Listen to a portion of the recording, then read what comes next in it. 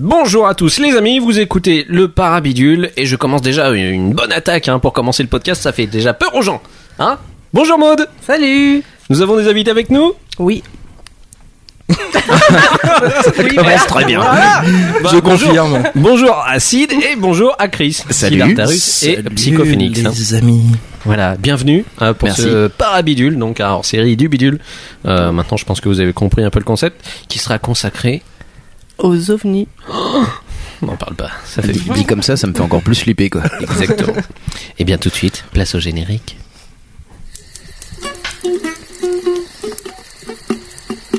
Ah, j'y arrive pas très bien. Qu'est-ce que c'est que ça ? C'est quoi ça ? C'est quoi ce truc ? Je veux pas mourir. Attends, il ouvre, regarde. Oui, bonjour, excusez-nous, chers amis, nous voudrions vous demander, saviez-vous où se trouve l'entrée pour participer au podcast Le Bidule, le Parabidule, plus précisément.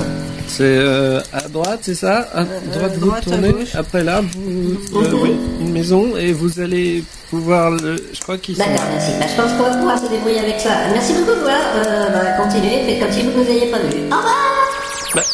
Mais revenez, on a plein de questions. On vous pose la vie éternelle. Pourquoi ? On va. Au revoir.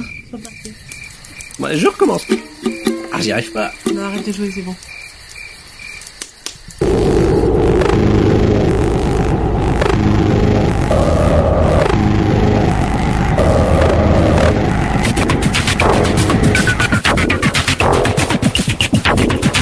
Musique technologique. Ils écoutent vraiment de la musique de merde là-bas. Hein. Toi aussi, fais du smurf sur les ovnis.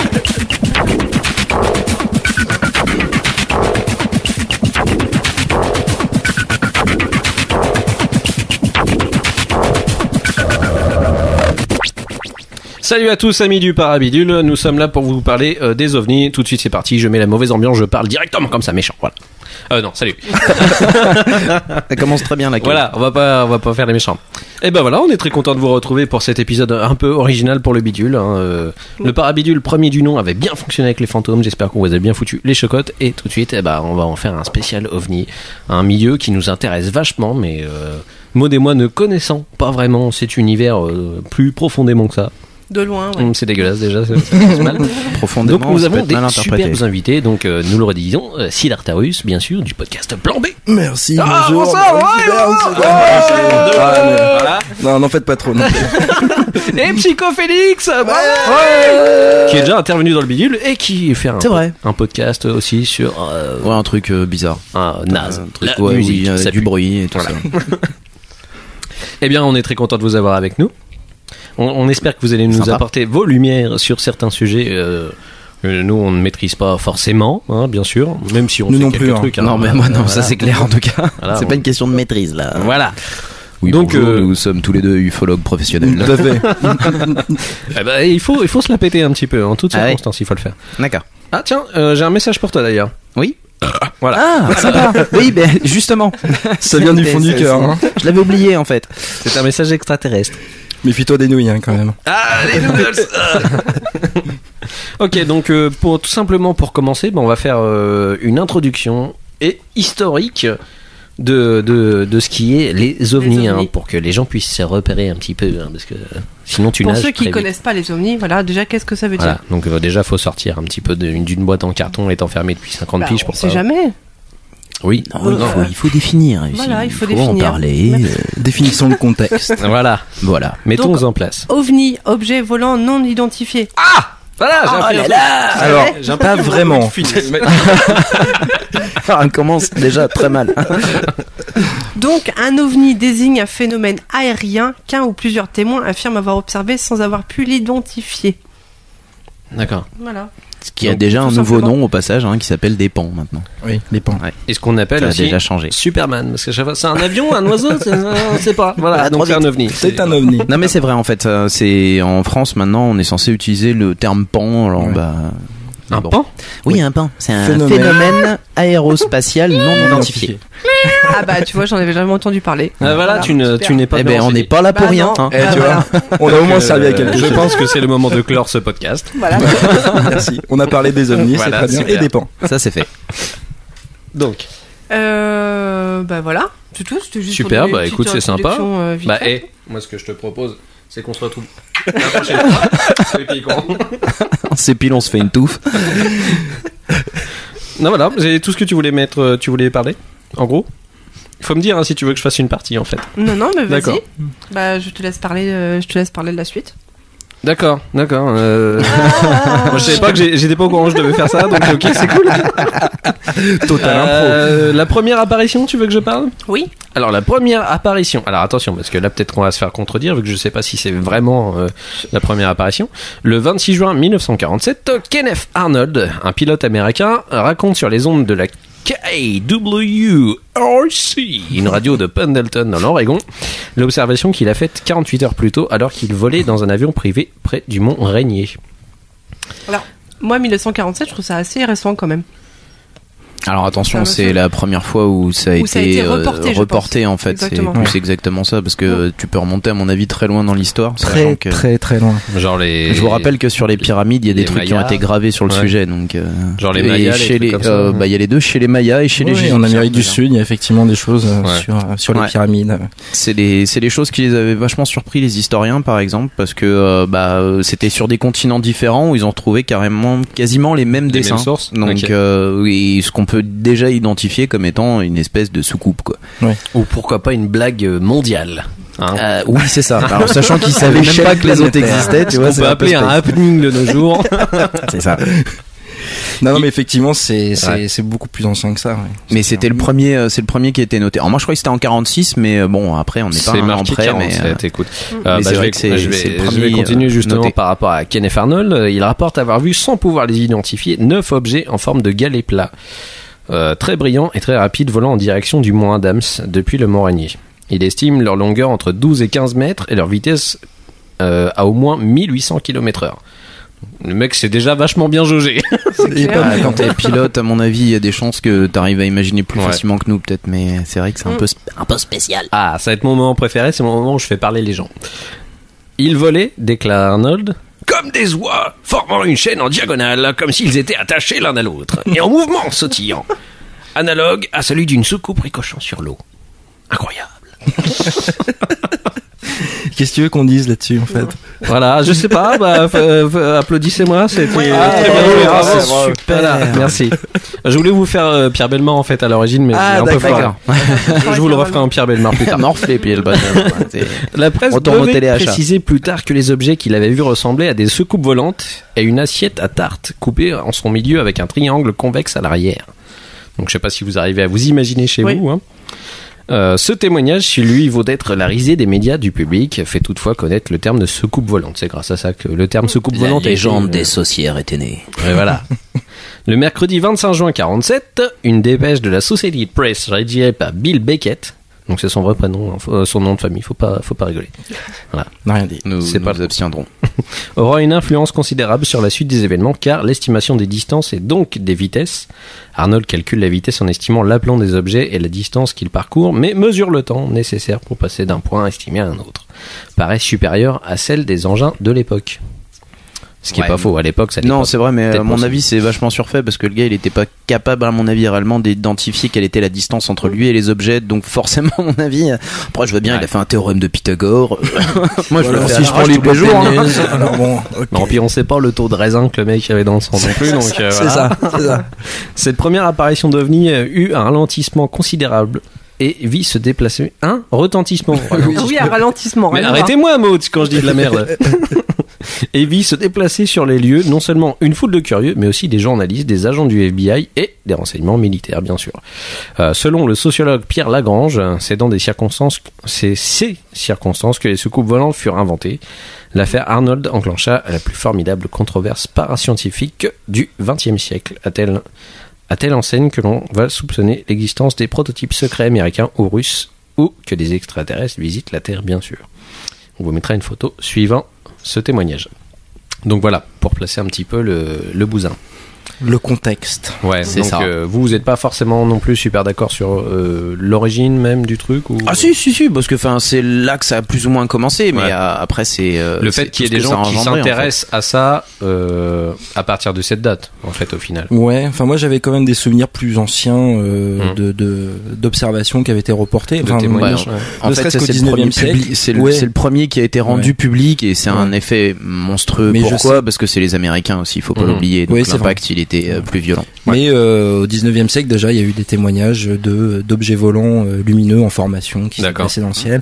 Alors après, bon, c'est toujours pareil. Hein, ça reste des phénomènes observés. Ça veut pas dire que c'était voilà. Il y a peut-être pas On en eu un parlera tel plus retentissement, justement. Mais à même l'époque. en termes Ouais. de soucoupe volante, moi j'ai quand même l'impression que l'expression est arrivée plus tôt, D'accord. notamment dans tout ce qui était bande dessinée, science-fiction et compagnie. Enfin, ne serait-ce qu'un bouquin comme La Guerre des Mondes, par exemple. Ouais. Mais en c'était- fait, le terme a été repris à cause de ce qui a été voilà. romancé. Mais et, le terme soucoupe déjà écrit à volante, l'époque. pour moi, est plus ancien que Ah oui, il est plus ancien, mais le phénomène que touche cette histoire. pas le même nombre de personnes. C'est peut-être pour ça que c'est C'est retenu plus facilement comme Je crois ça. que soucoupe volante, ça remonte à Louis XIV, justement.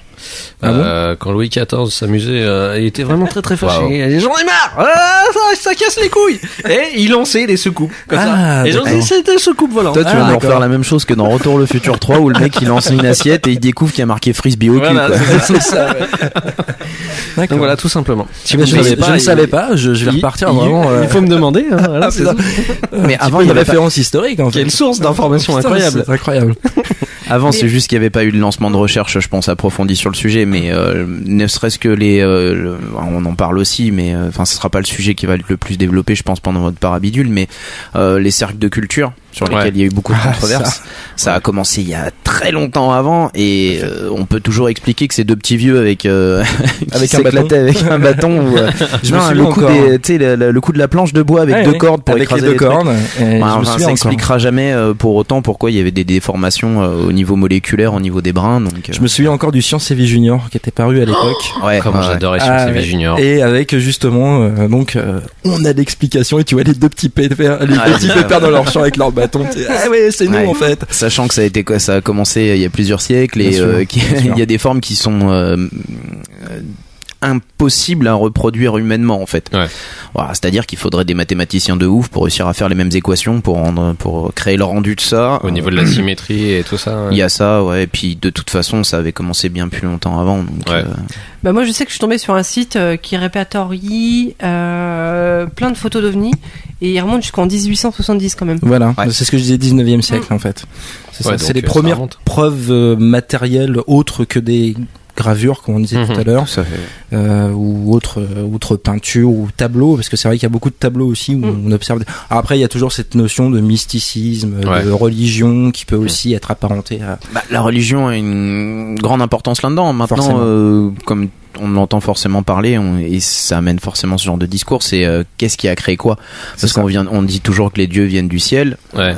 Tu peux pas oublier les phénomènes de dire est-ce qu'ils ont vu un truc pour commencer à penser à ça, ou est-ce que c'est l'inverse? De quel esprit ça commence? À partir de quel moment ça s'est matérialisé de cette manière-là? Discours vieux comme le monde. hein. L'œuf, Ouais, voilà. L'œuf ou la ou poule. la poule. Ouais, bien Voilà. sûr. C'est ça. c'est donc clair. tu pourras jamais vraiment le savoir, quoi. Mais D'accord. Mais moi, je Eh bien, pense ça. détrompe-toi. Oh, pff, ouais. Détrompe-toi, pardon. Détrompe-toi, 3 fois, mon pote. Alors, Ouais. c'est ça, de boire en même temps, une pelle forte, c'est radical. Hein. Tu mélanges tes mots. J'ai la réponse à ta question. vas-y, envoie Non, la sauce. je te dirai ça après le podcast. Oh, C'est sympa. Ah, Putain, On il n'a pas connaît fini avec l'origine cette du histoire. monde. Incroyable. Là, tu vas voir quelle est l'origine du monde. Ok, bah d'accord. Bah tout de suite, nous allons commencer justement avec Psychophénix, Oui. qui va nous parler d'un reportage qu'il a visionné. Ouais, bien sûr. Alors, bon, pour la petite histoire, en fait, c'est vrai que c'est un film documentaire que j'ai trouvé vraiment par hasard dans mon époque où j'absorbais un peu tout ce qui sortait de chez Cdiscount.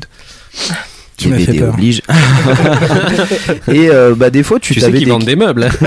Oui, maintenant, ouais, mais moi je te parle d'une époque où ils vendaient que des DVD, tu vois, Ah, donc d'accord. bon, ou des CD, mais on avait des trucs gratuits ou tout simplement des espèces de reportages un peu tout ce qui était en rapport avec tout ce qui est ovni ou parabidule, hein, on va dire. Oui. Voilà, parachose, paranormal. C'est bien, le terme parabidule, c'est démocratise.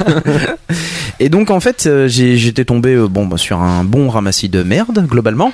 Et sauf que pour une fois, je suis tombé sur quelque chose de plus intéressant, un film documentaire donc d'une personne qui est apparemment bien spécialisée sur le sujet, qui s'appelle Vincent Gielli, qui a donc fait un film de 1h30 qui s'appelle OVNI, le secret américain. Ok.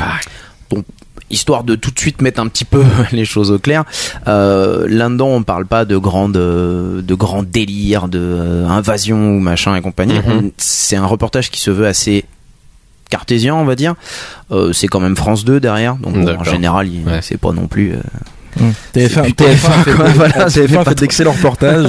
Oui, tout à fait, sur Roswell notamment, on en parlera peut-être plus tard. Avec Pradel, avec Pradel qui a, je pense, ruiné sa carrière à partir de ce moment-là. S'est fait flinguer. Perdu de recherche, j'ai retrouvé E.T. Donc pourquoi ce DVD en particulier? Parce que en fait, je le conseille, ce docu que vous allez retrouver facilement sur YouTube, parce qu'il pose toutes les bases. D'accord. Ça va partir tout simplement de la recherche de quelqu'un qui apprécie le sujet, mais qui s'est de plus en plus renseigné, qui a découvert les termes en même temps qu'il a plus ou moins fait ce reportage.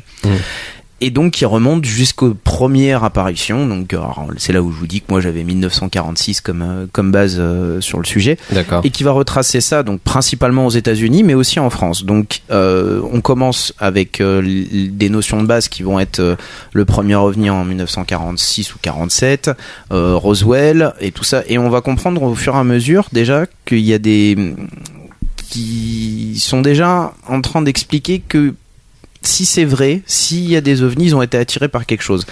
Pourquoi ? Parce que en fait tout ça se situe à des lieux assez clés comme Socorro, Roswell, le plus grand classique quoi. Donc on parle de tout ça et on s'aperçoit qu'en fait tout ça c'est un grand triangle dans lequel c'est là où on a le plus de manifestations.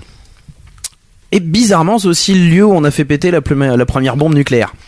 Ouais. Donc cause-effet, il en reste pas moins que des scientifiques se sont posé la question, est-ce que ce serait pas ça qui aurait pu attirer des choses particulières, genre, ou fait croire à des gens des choses particulières. Du genre des charges d'énergie qui a été provoquée ferait que ça attire.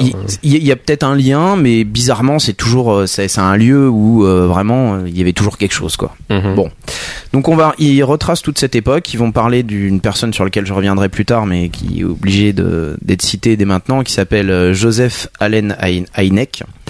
Donc voilà, donc un personnage en fait qui a une importance cruciale puisqu'il a été mis là en tant c'est un astronome, un astronome, je dis pas n'importe quoi dessus, je me suis dit j'ai dit astronome ou pas là.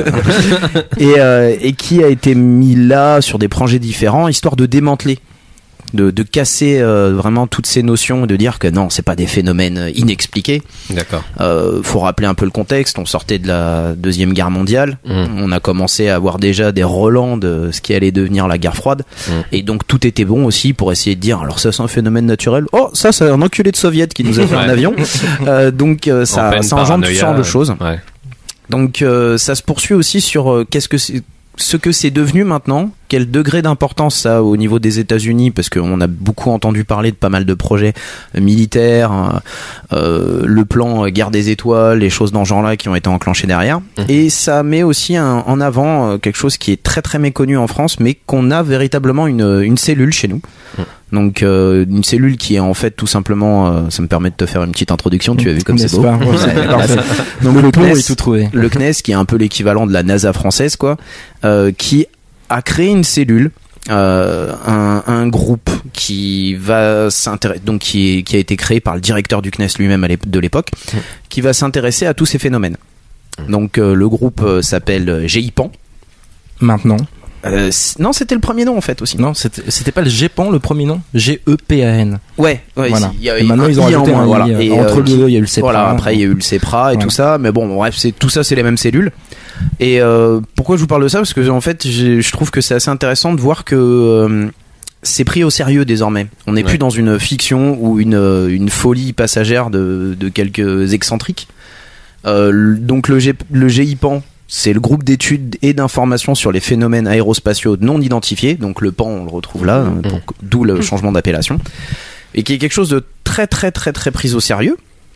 Au point que ils étudient tous les phénomènes qui ont pu être rencontrés, mais c'est au point que n'importe qui aujourd'hui, on peut pas ne pas vous prendre au sérieux si vous avez le courage déjà, parce qu'il faut oser aller dire oui, bon, excusez-moi, il y a un truc dans les airs ou je sais pas quoi, machin. Et vous allez à la gendarmerie nationale chez les flics, tout simplement aussi, et vous allez faire une déclaration.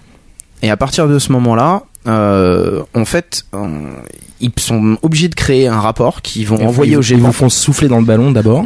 aussi, mais c'est vrai en plus. C'est vrai parce qu'en fait, les premières questions du mec du GEPAN qui va venir enquêter par la suite et avoir son premier rapport avec la personne qui a reçu la plainte, entre guillemets, va demander si cette personne est connue pour avoir des problèmes avec la justice, des folies passagères, il va demander le CV mental, entre guillemets, de la personne et son état Profil normal. psychologique. voilà, et Ce qui est un peu normal à la il va lui demander s'il a pas trop de gamma GT dans le public, hein. Et ou s'il fume pas un petit peu trop de plantes locales là. Et à la suite de ça, ils vont vraiment lancer une enquête. À noter qu'aujourd'hui, pour exemple, on a l'avantage dans ce reportage de suivre une enquête réelle pendant un bref instant, pendant 10 minutes. Super intéressant de découvrir en fait comment ça se passe. C'est-à-dire que le professionnel du GIPAN qui a été envoyé va, donc là, s'il s'agit d'un objet non identifié, va essayer de retrouver toutes les causes possibles. D'accord. Et va être amené à aller tout simplement à une tour de contrôle civil. Là où il faut expliquer un peu, c'est qu'aujourd'hui, contrairement à ce qu'on pense, le radar ne voit pas tout, parce que sinon il y aurait des problèmes avec les militaires, tout ça. Donc aujourd'hui, ce que vous détectez seulement, c'est la balise. Il y a la balise, la boîte noire, tout ça. Mais chacune de ces cellules est équipée d'un véritable radar en souterrain qui est très sécurisé, sur lequel on n'a pas un droit de regard sans dérogation exceptionnelle, qui lui enregistre tous les échos.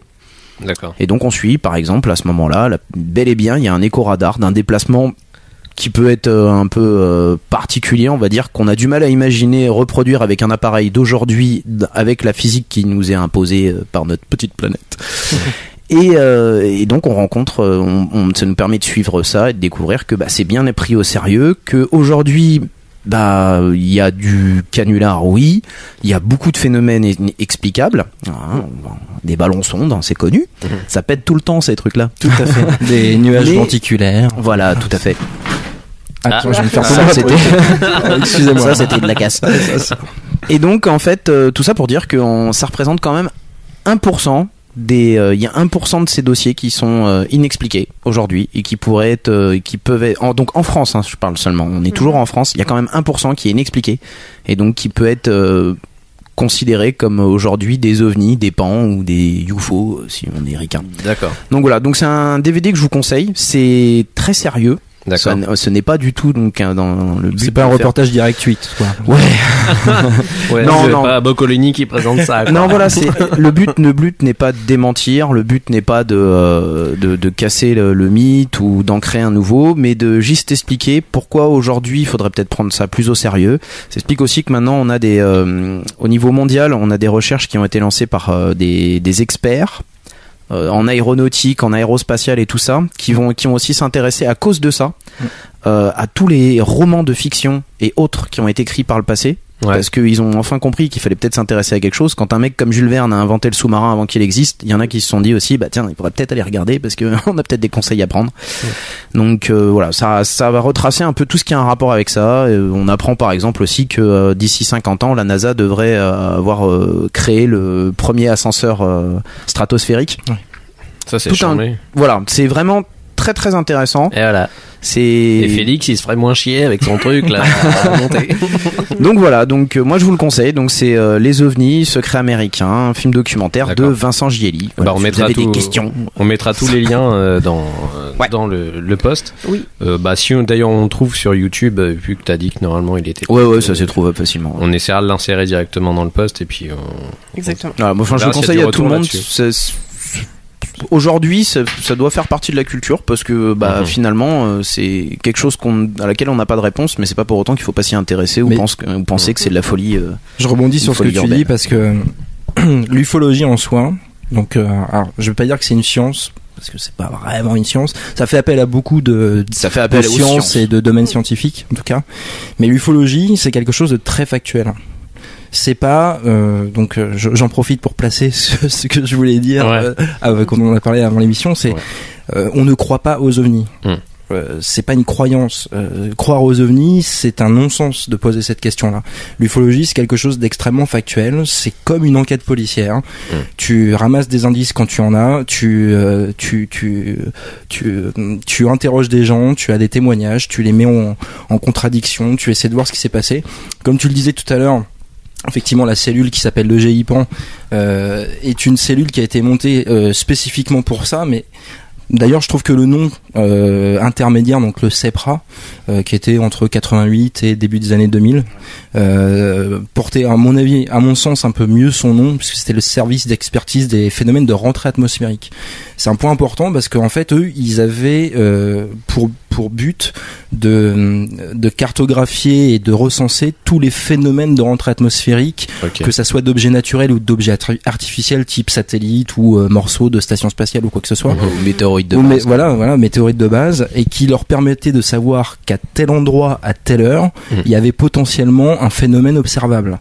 Et que si la gendarmerie avait des appels de personnes ayant observé un phénomène anormal ou ovni en tout cas, ils étaient du coup en mesure de dire oui, c'est normal puisque on a eu tel phénomène à cette heure-là et à cet endroit-là. Typiquement, je vais vous donner un exemple. Aujourd'hui, vous êtes dans l'obligation, alors pour des raisons aussi de sécurité, mais quand vous faites un mariage ou une fête et que vous allez balancer des je sais plus comment ça s'appelle. Feux d'artifice. Non, les petits ballons où on met des bougies, ça gonfle et puis ça monte dans le ciel. Des photophores, ouais. Voilà, vous êtes dans l'obligation de déclarer ça à la gendarmerie. D'accord. Parce que si ça peut être pris pour un phénomène effectivement ovni. Il y a des raisons de sécurité forcément pour voilà, mais vous êtes dans l'obligation de le faire. Donc c'est c'est très important, c'est très sérieux, c'est très factuel et effectivement aujourd'hui il y a encore 1% des cas qui sont inexpliqués. Ça veut pas dire que c'est des petits hommes verts ou des extraterrestres. Ça reste une hypothèse parmi plein d'autres, mais en tout cas aujourd'hui on n'est pas en mesure, soit on n'a pas suffisamment d'informations, soit techniquement ou scientifiquement parlant, on n'est pas en mesure de l'expliquer totalement. Mais voilà, ça reste du coup un ovni. C'est ça qui est aussi important, c'est que faut pas oublier derrière, c'est qu'aujourd'hui, ce qui nous permet peut-être pas de comprendre ce qui se passe, n'est simplement qu'une limitation à notre compétence intellectuelle, de connaissance. Donc ça fait aussi avancer les sciences, la physique et tout ça sur ce genre de choses. Donc c'est quand même super important que ça soit pas mis à l'écart. Après on parle que des ovnis, mais il y a énormément de théories qui sont déployées derrière. Mais effectivement, moi je trouve que ce qui est important, c'est comme tu le disais, c'est le fait qu'ils mettent une certaine objectivité dans le fait que ça peut être n'importe quoi en dehors de ça, qui puisse les aider justement à retrouver des sources qui sont complètement différentes de ce qu'on peut connaître par rapport à des phénomènes atmosphériques ou des conneries de ce genre. Donc moi je trouve ça cool, qui reste objectif et que t'auras toujours des gens qui diront mais c'est de la merde, machin, ça existe pas. Mais c'est bien que ces mecs continuent à pas se démonter et à bosser. C'est eux qui ont fait cramer Galilée en fait, je crois. C'est ça. Mais en fait, en plus, c'est encore une fois, c'est un non-sens de dire, c'est con de croire à ces conneries. Parce qu'en fait, c'est pas une croyance. C'est juste factuel. C'est juste, on a observé quelque chose. Soit on est capable de l'identifier, soit on n'est pas capable de l'identifier. Et si on n'est pas capable de l'identifier, c'est un ovni. Si on est capable de l'identifier, ça n'en est pas un. Voilà. Mais c'est tout. Ça veut pas dire que ovni, ça veut pas dire qu'il y a E.T. dans une soucoupe. Exactement. C'est ça, en fait, c'est qu'il faut comprendre aussi. Je pense que c'est plus par rapport à ça en fait. C'est vraiment que les gens ont une méconnaissance du terme ovni. Mais ici, il était galvaudé en fait. C'est simplement ça. Il a été complètement galvaudé au fur et à mesure. Et voilà, l'ufologie, c'est pas, s'intéresser à l'ufologie et faire de l'ufologie, on va dire, c'est pas être un allumé de Krishna. Ça n'a rien à voir. Au contraire. Faut pas être raélien. C'est ça, c'est pas être raélien, c'est pas du tout. Au contraire, je trouve que c'est une approche et une démarche très sociologique d'abord, scientifique ensuite, et c'est un mélange de plein d'activités qui gravitent autour de tout ça, que ce soit l'astronomie.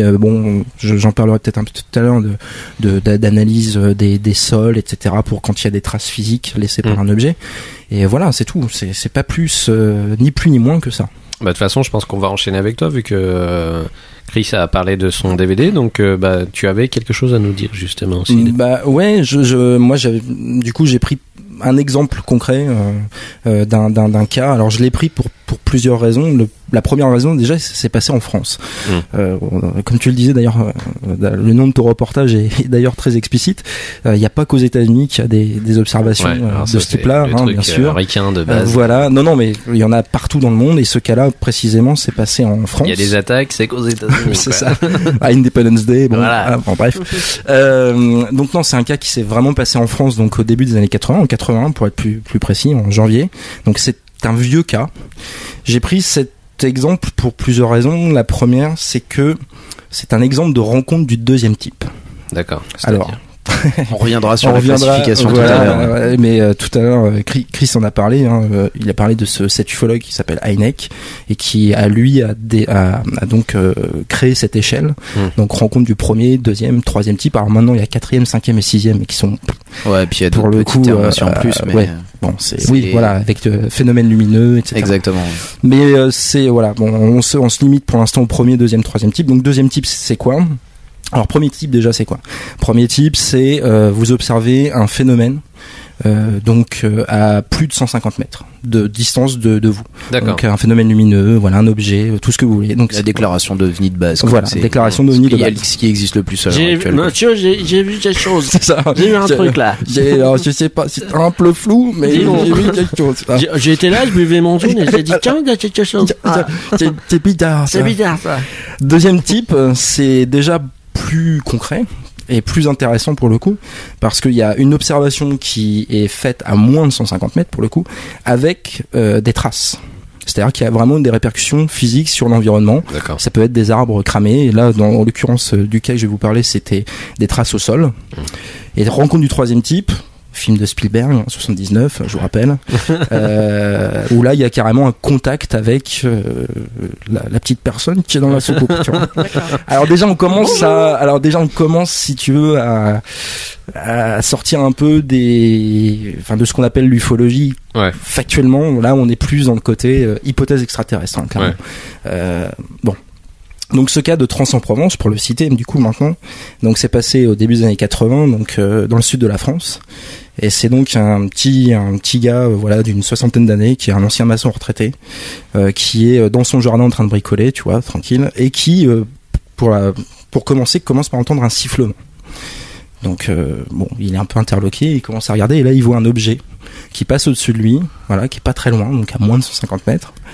Qui a un peu une allure pour le coup ovoïde, donc soucoupe volante, un typique, avec une petite rainure qui fait le tour, donc genre deux assiettes empilées une sur l'autre, quoi.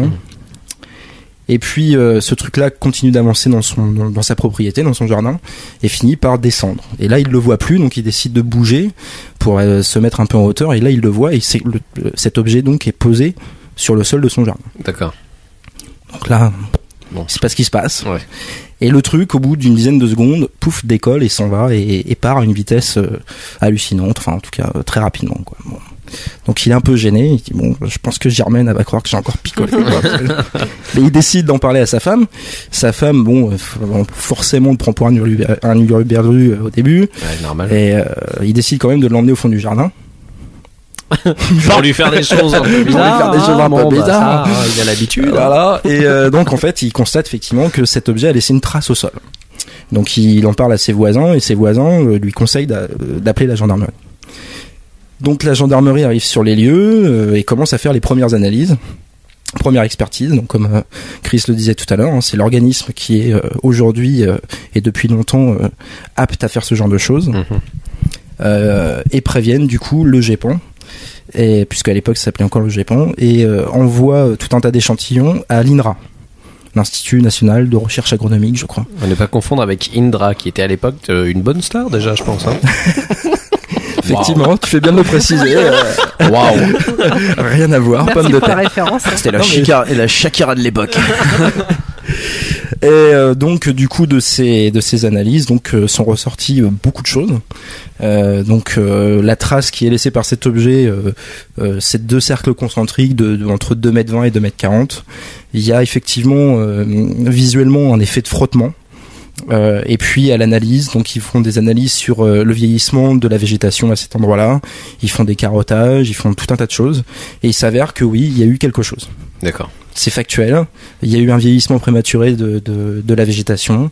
Il y a eu un frottement qui n'a pu se faire qu'à des températures oscillant entre 300 et 600 degrés. Ouais, qu'un petit papy n'aurait pas pu faire dans son jardin comme ça. C'est ça, c'est pas juste une trace comme ça. Il y a vraiment eu quelque chose. Il y a effectivement eu un vieillissement de la végétation qui peut être occasionné typiquement par des micro-ondes, en tout cas par une force. Voilà. On en vient à une chose très intéressante. Tout à fait. Ou par une force électromagnétique. Enfin, il y a du factuel. Pourquoi j'ai pris ce cas-là aussi? Parce qu'aujourd'hui, ce que disait Chris tout à l'heure, c'est que ça fait partie des rares cas qui sont tamponnés inexpliqués. On ne sait pas ce qui a provoqué ça. D'accord. Alors bien sûr, il y a eu des contre-expertises. Bien sûr, il y a des gens qui disent oui, mais si on peut toujours expliquer que oui, certes. Mais en tout cas, alors c'est un cas qui a maintenant pratiquement 35 ans. Ouais. Donc forcément, on n'avait pas les technologies qu'on a aujourd'hui, l'avancée scientifique qu'on a aujourd'hui. Je pense que si c'est un cas qui se reproduisait aujourd'hui, on aurait peut-être plus d'éléments pour en tout cas expliquer ce qui s'est passé. Mais à l'époque, ça reste un cas qui aujourd'hui est encore inexpliqué. Ouais. Mais justement, est-ce que vous croyez que par rapport à aujourd'hui, vous entendez encore beaucoup de témoignages de personnes? C'est normal, c'est les informations. Est-ce que vous entendez encore beaucoup de témoignages ou voir apparaître de témoignages de temps à autre de gens qui auraient justement des cas de... Ça a pas cessé en fait, de toute façon. Faut pas. Ça n'a jamais cessé. Non. En plus, je pense que voilà, après t'as un phénomène de mode, t'as beaucoup de mensonges, de plein de choses. Maintenant, par contre, je pense qu'en fait c'est même pire parce qu'on a tous un appareil photo, par exemple déjà. Ouais. Donc t'as beaucoup plus de choses de recenser. Après, faut pas oublier que c'est rarement des phénomènes qui vont être rencontrés dans les grandes villes. Ça c'est clair, parce que déjà tu vois pas 4 mètres devant toi, alors t'auras du mal à prendre une photo d'un E.T. à 300 mètres. De la lumière des villes qui est générée. Voilà, donc la pollution.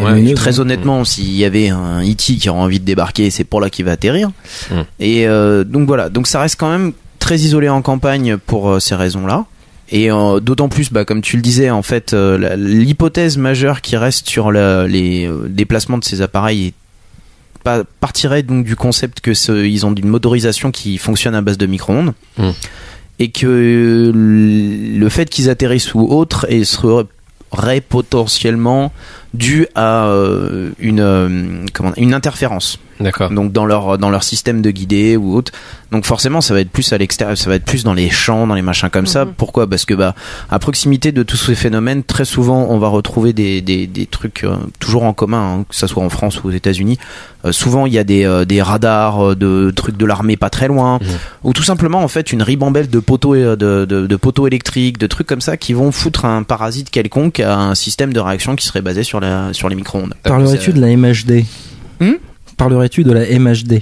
Vas-y, développe, parce que là, magnéto-hydrodynamique. Oui, voilà, c'est ça. Donc c'est un concept effectivement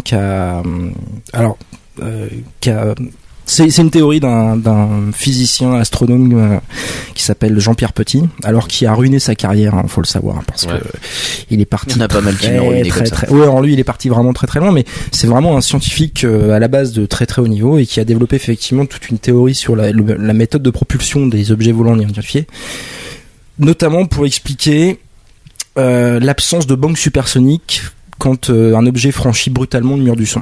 D'accord. Et donc il a développé toute une théorie. Alors, il a écrit un bouquin qui est absolument imbitable, bien sûr. Avec mon niveau de terminale économique et sociale, j'ai absolument rien compris. mais en tout cas, c'est une vraie théorie scientifique. Bon, après il s'est barré dans des délires de petits gris. Je sais pas si vous avez entendu parler des fameux petits gris. C'est Jean-Pierre Petit, qui les humide, qui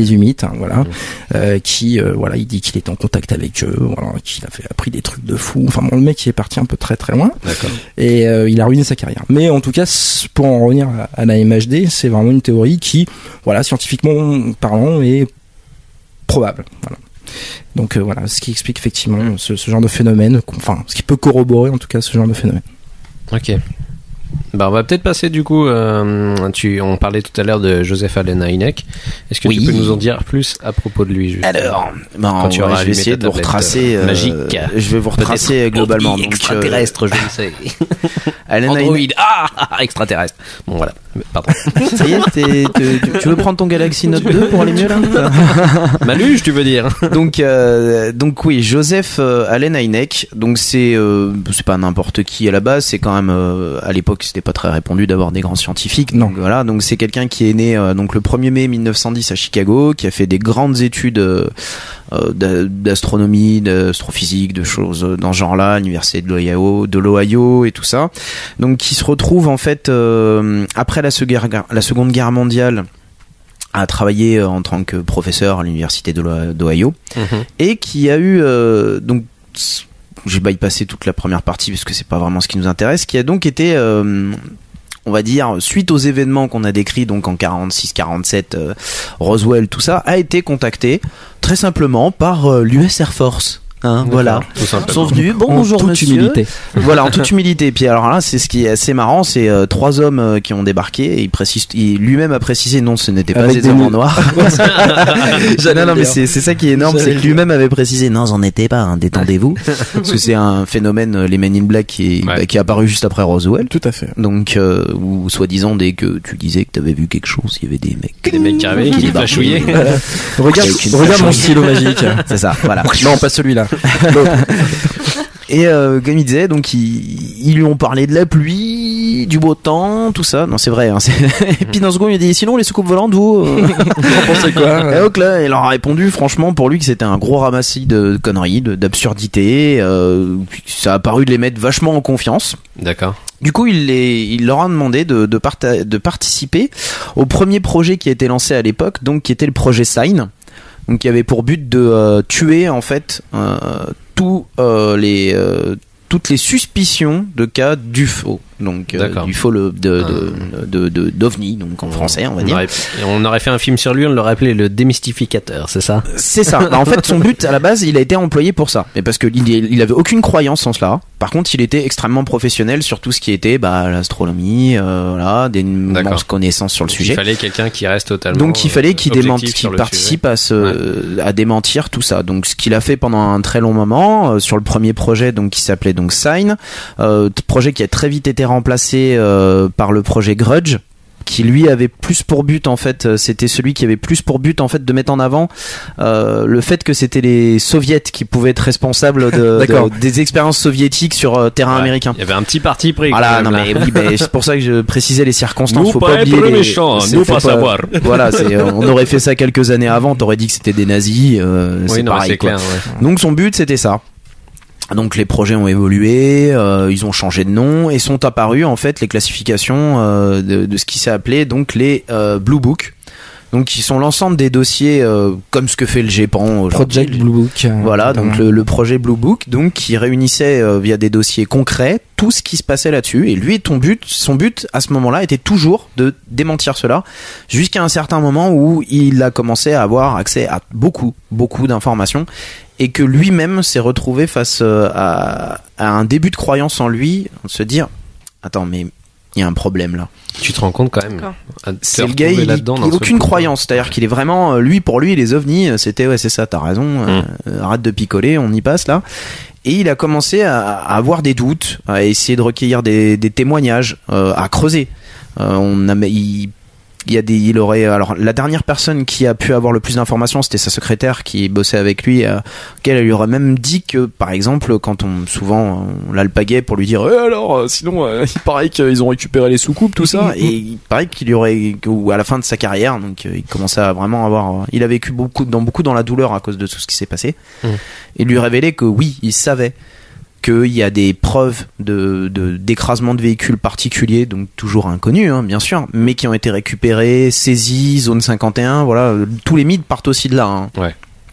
Et c'est lui qui a commencé à creuser cet effet, disant que, il y aurait 60 cas complètement inexpliqués dans les Blue Book, et qui seraient donc des cas de véritables ovnis, non pas des trucs qu'ils n'ont pas réussi à identifier complètement. Non, pour le coup, d'origine extraterrestre. Des vraies preuves d'origine extraterrestre, donc les cas de Socorro, de Roswell, où il n'y a toujours pas d'explication. Après, comme on connaît le concept base de tout ce qui est organisme de sécurité ou d'espionnage, la désinformation est le meilleur moyen de faire oublier les choses, donc on sait qu'il y a les faux cadavres, il y a tout ça, mais il en reste pas moins qu'il y a eu des tonnes de preuves et qu'il en a fait partie.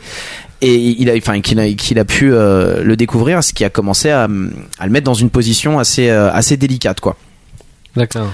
Alors je te coupe parce que Roswell est un cas intéressant parce que Dans la tête de beaucoup de gens, en tout cas, qui ont la vingtaine, bien tassée, trentaine, Roswell, ça évoque tout de suite ce qu'on disait tout à l'heure, Pradel, l'autopsie de l'extraterrestre, etc. Magnifique. Et c'est effectivement, et bon, évidemment, un canular énorme. Faut savoir qu'à l'époque, ça a été médiatiquement parlant absolument hallucinant, quoi. Moi je me souviens, la cassette vidéo, bon, je l'avais achetée par curiosité. Il la vendait chez le marchand de journaux. Bien sûr. Et ça a été un cas, où moi je me souviens de la gueule de Pradel. Et regardez bien, cet être n'a pas de nombril. Nous avons le détail du truc. Non mais c'est ça. Mais est-ce qu'il a un trou du cul? Comment ça sort? Ah oui, il y en a. Comment ça sort? Mais non, mais c'était absolument hallucinant. Et là, effectivement, c'est presque ce que tu disais là, la démystification en fait d'un cas qui pour le coup est totalement sérieux dans le sens où Roswell, c'est vraiment quelque chose qui s'est passé. Alors, je crois que c'était en 47, si je dis pas de conneries. Non, c'est ça, ouais. C'est en 47. D'une soucoupe qui s'est effectivement écrasée dans la zone 51 et on a récupéré, soi-disant, des cadavres. Voilà. Il y a un qui aurait été étudié et 4. En fait, le truc, c'est que les seules traces qu'ils ont là-dessus, c'est qu'à chaque fois, il y aurait des débris. Voilà. D'où la petite blague du ballon sonde, toutes les conneries qui vont avec, machin. Effectivement. Et il y avait aussi 4 boîtes qui pourraient ressembler quand même à des formes de cercueils ou des choses dans ce genre-là qui ont pu être repérées à ce moment-là, d'où le fait qu'on a toujours pensé que c'était 4 extraterrestres. Voilà. D'accord. Mais ça reste un vrai cas, en tout cas, qui est remonté, effectivement. Après, le problème, c'est qu'il y a eu toute cette dérive. Et de toute façon, aujourd'hui, si il y a une sorte de rejet de beaucoup de gens cartésiens, tout ce que vous voulez, sur le phénomène OVNI au sens stricto sensu du terme, c'est justement à cause de tout ça. Oui, je parlais tout à l'heure des reportages Direct 8. C'est juste, mais quand on s'intéresse au sujet et qu'on sait ce qui se cache derrière, c'est déprimant, quoi. Quand on voit des reportages comme ça. Justement, par rapport à ça, je sais pas si vous avez vu, justement, au niveau du parabidule, quand on avait l'autre blog qui traitait de ça, on avait une série de vidéos qui était un espèce de nouvelle série qui était fait par des documentalistes ricains qui s'appelle UFO Hunters. Chambé, et le premier reportage est justement sur ce sujet, sur Roswell, la démystification de Roswell, de savoir ce qu'il en est vraiment et pourquoi il y a eu tout ce ramdam autour de Roswell. Et je trouve ça super intéressant. C'est un truc vraiment à voir, quoi, pour vraiment se mettre dans le bain du truc, quoi. Non, mais c'est vraiment bien foutu. Moi qui connaissais que dalle, franchement, j'ai appris beaucoup de choses, quoi. Sur notamment le fait qu'ils emmènent des avions blindés de mecs depuis le Texas pour aller jusqu'à Roswell, le Nouveau-Mexique, pour faire mine. Les mecs font mine d'aller travailler en sous-sol à Roswell, alors qu'ils vont travailler autre part au final pour le gouvernement. Enfin, c'est un truc de folie, en fait, quoi. Donc, ouais, mais après, c'est américain. Ouais. Le problème, c'est qu'on aurait été on aurait été dans un autre pays, peut-être qu'on n'aurait pas eu. On n'a pas de sous-sol, nous, c'est non, mais pour moi, le parallèle que tu peux faire, qui a complètement rien à voir, mais le phénomène Roswell, zone 51, c'est comparable au phénomène qu'on a d'information-désinformation avec le 11 septembre. Ouais. C'est exactement la même chose. Exactement. Et ça déclenche les mêmes retours, c'est-à-dire des reportages contre reportages, discussion contre discussion dans tous les sens, des trucs où il y a des mecs qui se prennent la tête, mais faut pas oublier que les États-Unis sont professionnels sur une chose, c'est la maîtrise des médias pour maîtriser le peuple, et que quand tu parles de ça, et ben ils regardent pas ailleurs. Donc c'est aussi malheureux, mais ça aurait été peut-être dans un autre pays, on n'aurait peut-être pas eu ces mêmes effets, mais aujourd'hui c'est quand même un contrôle des masses qui est assez impressionnant, et je te dis, tu le vois encore aujourd'hui avec le 11 septembre, quand les gens parlent de ça, ils pensent pas à autre chose. Ouais. Et quand tu déclares une bonne guerre à quelqu'un, et bah du coup on voit pas de l'autre sens. Voilà, on oublie que t'es venu juste pour péter le pétrole. Voilà. Tout ça étant, donc Joseph. Revenons à Joseph. Joseph Allen Hynek était donc dans une situation très inconfortable jusqu'au jour où en fait il a rencontré un étudiant qui s'appelle Jacques Vallée, donc un Français. Fameux Jacques Vallée. Ouais, qui a été vraiment vers lui pour lui dire vas-y mec, t'es pas tout seul. Et non, mais c'est quelque chose qui lui a fait prendre confiance. Et voilà, ça c'est fait. Et donc s'ensuit le Find Michael. Justement la création de la classification Hynek, donc qui a été fait en 1972, donc pour essayer de donner des noms, d'une norme à ce genre de choses. Donc il y a l'original, pas celle qu'il y a maintenant avec les 5, 6, 12, 42, tu vois. Ouais. Donc les premières en fait c'est par exemple, il y en avait 6 à l'origine, donc lumière nocturne, donc NL, où des témoins voient juste une lumière dans le ciel, machin, 150 mètres de distance, tout ça, c'est très protocolé hein, quand même. D'accord. Voilà. Il y a disque diurne. Donc même concept, des témoins ovnis au lointain, toujours à une distance supérieure à 150 mètres. Les radars optiques, donc c'est un ovni qui est vu à la fois en visuel mais aussi à tester au niveau écran, ce dont j'ai parlé tout à l'heure là avec l'enquête du GIPAN. Ensuite il y a donc la rencontre rapprochée, donc premier type où les témoins voient l'ovni à moins de 150 mètres. Rencontre du deuxième type où là il y a des preuves matérielles en plus, il y a vraiment un rapprochement. J'ai dit une connerie tout à l'heure effectivement. Oui non mais bon voilà, c'est là où on revient sur les cercles de culture par exemple qui sont typiquement un concept de rencontre du deuxième type potentiel. Et enfin rencontre du troisième type où les témoins voient des occupants du vivant, de l'organique, du vivant, voilà, ce qui m'amène donc forcément à parler de ça, c'est que si ça s'appelle rencontre du troisième type le film, c'est pas pour rien, c'est parce qu'en fait Spielberg a travaillé directement avec Joseph Allen Hynek pour la réalisation globale de ça. Et en quoi vous le repérez? Tout simplement que à la fin, quand il y a un petit barbu qui fait les signes et qui gère tout ça, c'est la représentation de Joseph Allen Hynek lui-même. Voilà, et François Truffaut représente en fait, il se passe sous le même nom, mais représente Jacques Vallée. Voilà, donc à sa mort, c'est quelqu'un où même son décès est un petit peu mystérieux, controversé. Ouais, c'est quelqu'un qui était donc qui limite recherché. Voilà, ça a laissé des tonnes de mythes derrière lui. Donc, comme je vous disais, par exemple, les 60 cas de faits inexpliqués dans les Blue Book, en fait, c'est ce qu'on appelle les X-Files. Ouais. C'est réellement ce qui a créé la légende et la série qui en ressort. Donc, c'est un personnage qui est très intéressant. Pas vous le développer plus parce que sinon je pense que je peux y passer 2 heures et ça saoulerait vite les gens, mais donc ça fait partie des sommités dans le domaine. Voilà, c'est limite considéré comme le premier ufologue en tant que tel. Ufologue moderne. Voilà, l'ufologue moderne. Donc c'est un boss quoi, c'est un papa wesh. C'est ça. Voilà. Okay. Vous avez des questions, allez-y. D'accord, pas de problème. Maud, est-ce que tu as des questions justement sur ce sujet? Clair, hein. Il a été clair. Bah oui. Il est formidable, ce monsieur. Oui. Moi, ce que je vous propose, c'est de faire une petite pause et puis on enchaîne juste après. C'est une très bonne idée. Allons-y. Parce que la bière commence à faire son effet. Ah, pipi. C'est pipi time. Pipi time. À tout de suite.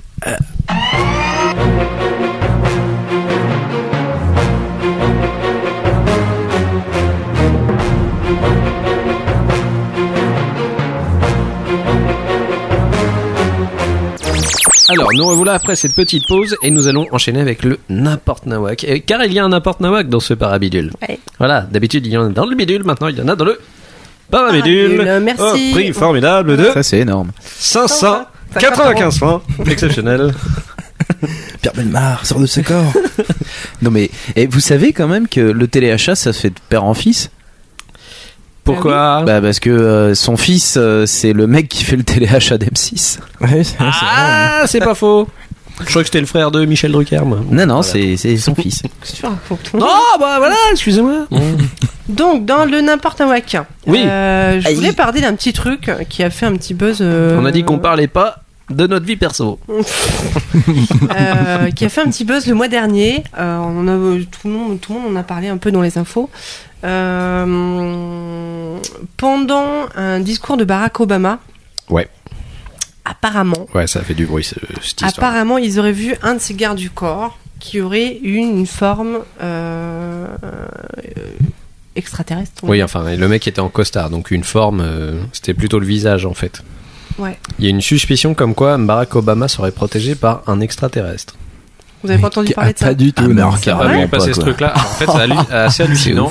T'as Obama qui est en plein discours et t'as des mecs qui avaient pris des photos, c'est normal. Oui, et voilà, Maud vous montre la photo, on la mettra aussi sur le post. Et en fait, ça a été pris en Voldemort. C'est carrément ça, il a la gueule de Voldemort. Il y a une vidéo en fait. Ouais. Et il y a plein de gens qui ont mis ça en ligne et qui ont fait le buzz autour de ça, comme quoi en fait Obama serait protégé par un extraterrestre, quoi. Donc, mais c'est vrai, ou tout simplement un mec qui s'est fait cramer la gueule, quoi. C'est ce que je disais au début, moi, ça ressemblait à un grand brûlé. Mais quand tu regardes la vidéo, c'est assez bluffant. Alors moi au début je crois que c'était une incruste, tout connement, je crois que c'était un mec, tu sais c'est facile aujourd'hui de faire nawak avec un ordi, de le mettre au fond et puis le mec il est comme ça, il bouge, il tourne la tête. Sauf que au final c'est plutôt bien foutu et beaucoup de gens commençaient à relayer l'information, mais moi ce que je comprends pas c'est que je me dis mais... Tu le caches si jamais t'as un mec comme ça. C'est quand même assez bizarre. Hein. Alors moi, tu l'utilises pas en tant que mec de la sécurité. Quoi. Franchement, j'aurais une théorie instantanée, c'est un sketch d'Obama, quoi. Parce que ce mec-là, il a de l'humour. Ouais, il est capable. C'est un méchant geek obsédé de SF. Ouais, et rien que pour le truc, il se tapait un délire. Je suis pas sûr qu'il serait pas capable de ça. Bébert, viens te présenter aujourd'hui. Vas-y, montre-toi, vas-y, monte ta tête là. T'as vu alors voilà, c'est Bébert. C'est Monsieur Capote. Que capote sur la tête. l'APN utilisée pour prendre la toffe était super merdique et que ça a pas su reconstituer un vrai visage. Enfin, c'était pris de tellement loin parce que là, vous l'avez vu de près, mais en fait, c'est super loin quand tu le vois sur l'original, quoi. Donc, mais sur la vidéo, du coup, ça c'est assez loin, ça se voit aussi. Donc il y a personne enfin, qui aurait lui a la demandé tête à ce moment-là. aussi, Non, j'ai pas. Il était près de lui ou il était vraiment Non, salle. Il était vraiment dans le public en fait. Où, avec des gens autour. Voilà. Ouais, donc des gens. Personne n'a rien dit, si tu veux. C'est ça qui est bizarre quand même. Hein. Ouais, enfin bon. Mais bon, ça a fait le buzz, donc voilà. C'est bien d'en avoir parlé. Merci Maud. Exactement. Voilà. Donc tu vas nous parler plutôt de sexualité maintenant. Brigitte Lahaie contre les extraterrestres. Oh mon Dieu, Brigitte Lahaie. Non mais vous sortez ça des années 70, hein, quand même, faut le savoir. Il y en a qui ont commencé le porno-auto ici. Hein. Putain. J'ai pas commencé avec Brigitte Lahaie, voyons. Il y avait d'abord oui. J'adore. Sextape de Dorothée. Monsieur et Madame. Alors, monsieur Kékette, Madame Choun. C'est juste un petit fait. C'est un Chinois qui nous raconte sa fabuleuse histoire d'amour. D'accord. Qu'il a eue avec une extraterrestre. Oh, ça c'est mignon. C'est mignon. Alors l'affaire remonte en 1994, donc c'est pas récent. Un Chinois qui s'appelle Meng Zhaoguo. Ça doit être ça. Ça doit être chinois. Ça doit être chinois. Il doit être chinois. À un moment, il a vu un éclair métallique qui illumine la montagne vers chez lui. Craignant un accident d'hélicoptère, le paysan se précipite pour porter secours. La suite est un peu plus confuse. Il raconte qu'il a perdu connaissance et est revenu à lui prostré et terrifié par les objets en fer. Voilà ce qu'il dit. Ce n'est que le soir venu que l'alien coquine a rendu visite à son paysan. Salut, beau gosse. L'alien coquine. En lévitation qui plus est. Oh bah ça c'est intéressant ça. Ça ouvre les perspectives. Perspective sympa. Et mon cochon, je vais être en lévitation. Et l'histoire ne s'arrête pas là. Meng Zhaoguo assure que d'autres extraterrestres lui ont rendu visite ensuite. Après, il y a eu un mec. Alors, Cartouche. alors, par contre, ce qui est précis, c'est que apparemment, il n'en voulait pas à son corps, mais ils ont cherché à éveiller sa conscience écologique. C'est quoi le rapport? Je te tiens sur la nouille, après tu feras des trucs verts. Alors, il a raconté aux journalistes ils m'ont montré un morceau de cristal à travers lequel j'ai vu les forêts, les icebergs et les carburants fossiles de la Terre. Ils m'ont parlé de la situation actuelle des ressources de la Terre et m'ont dit qu'il était important de protéger l'environnement. Tout en se faisant pomper en fait. Voilà, c'est par sympa. l'extraterrestre coquine, exactement. Moi je dis c'est Prends mortel. conscience, vas-y. Arrête de jeter ton caca, utilise-le pour tes champs. Et parce que les aliens savent trouver les arguments qui marchent, ils ont fait une promesse m'étonnes. à Meng Zhaoguo. Ils m'ont dit que si d'ici 60 ans naîtrait un extraterrestre qui aurait les gènes d'un paysan terrien et que je pourrais le ou la rencontrer. Raconte le bonhomme quoi. Et il consomme des trucs bizarres. Le récit célèbre en Chine a été authentifié, son auteur ayant passé avec succès le test du détecteur de mensonges. Oui, sachant que tout Mais le monde bon, va le niquer, ce détecteur de truc-là. mensonges. Voilà. Une preuve irréfutable marrant. que le mec dit la vérité. C'est ça. ouais. Exactement. En Chine, oui. En même temps, dire une connerie en Chine, ça doit être tendu quand même. Quand on voit comment c'est tendu avec Google, tu te dis que si tu fais une bêtise, ça va pas bien se Ça mettre. m'étonne qu'il soit pas déjà mort d'ailleurs. C'est ça. Donc voilà, je pense que c'est pas le seul récit qui a été rapporté sur les. D'accord. comme ça, Bah quoi. merci beaucoup Maud. Voilà. Écoute, on fera J'ai gaffe des maintenant. E.T. Ouais. La prochaine fois qu'un extraterrestre Pas mal. viendra nous pomper, c'est pour nous vanter les biens du manger bouger. Tu m'étonnes. Plutôt sympa. Bah écoute, c'est cool, on fera gaffe, on sera un peu plus attentif et on prendra des capotes extraterrestres. C'est ça.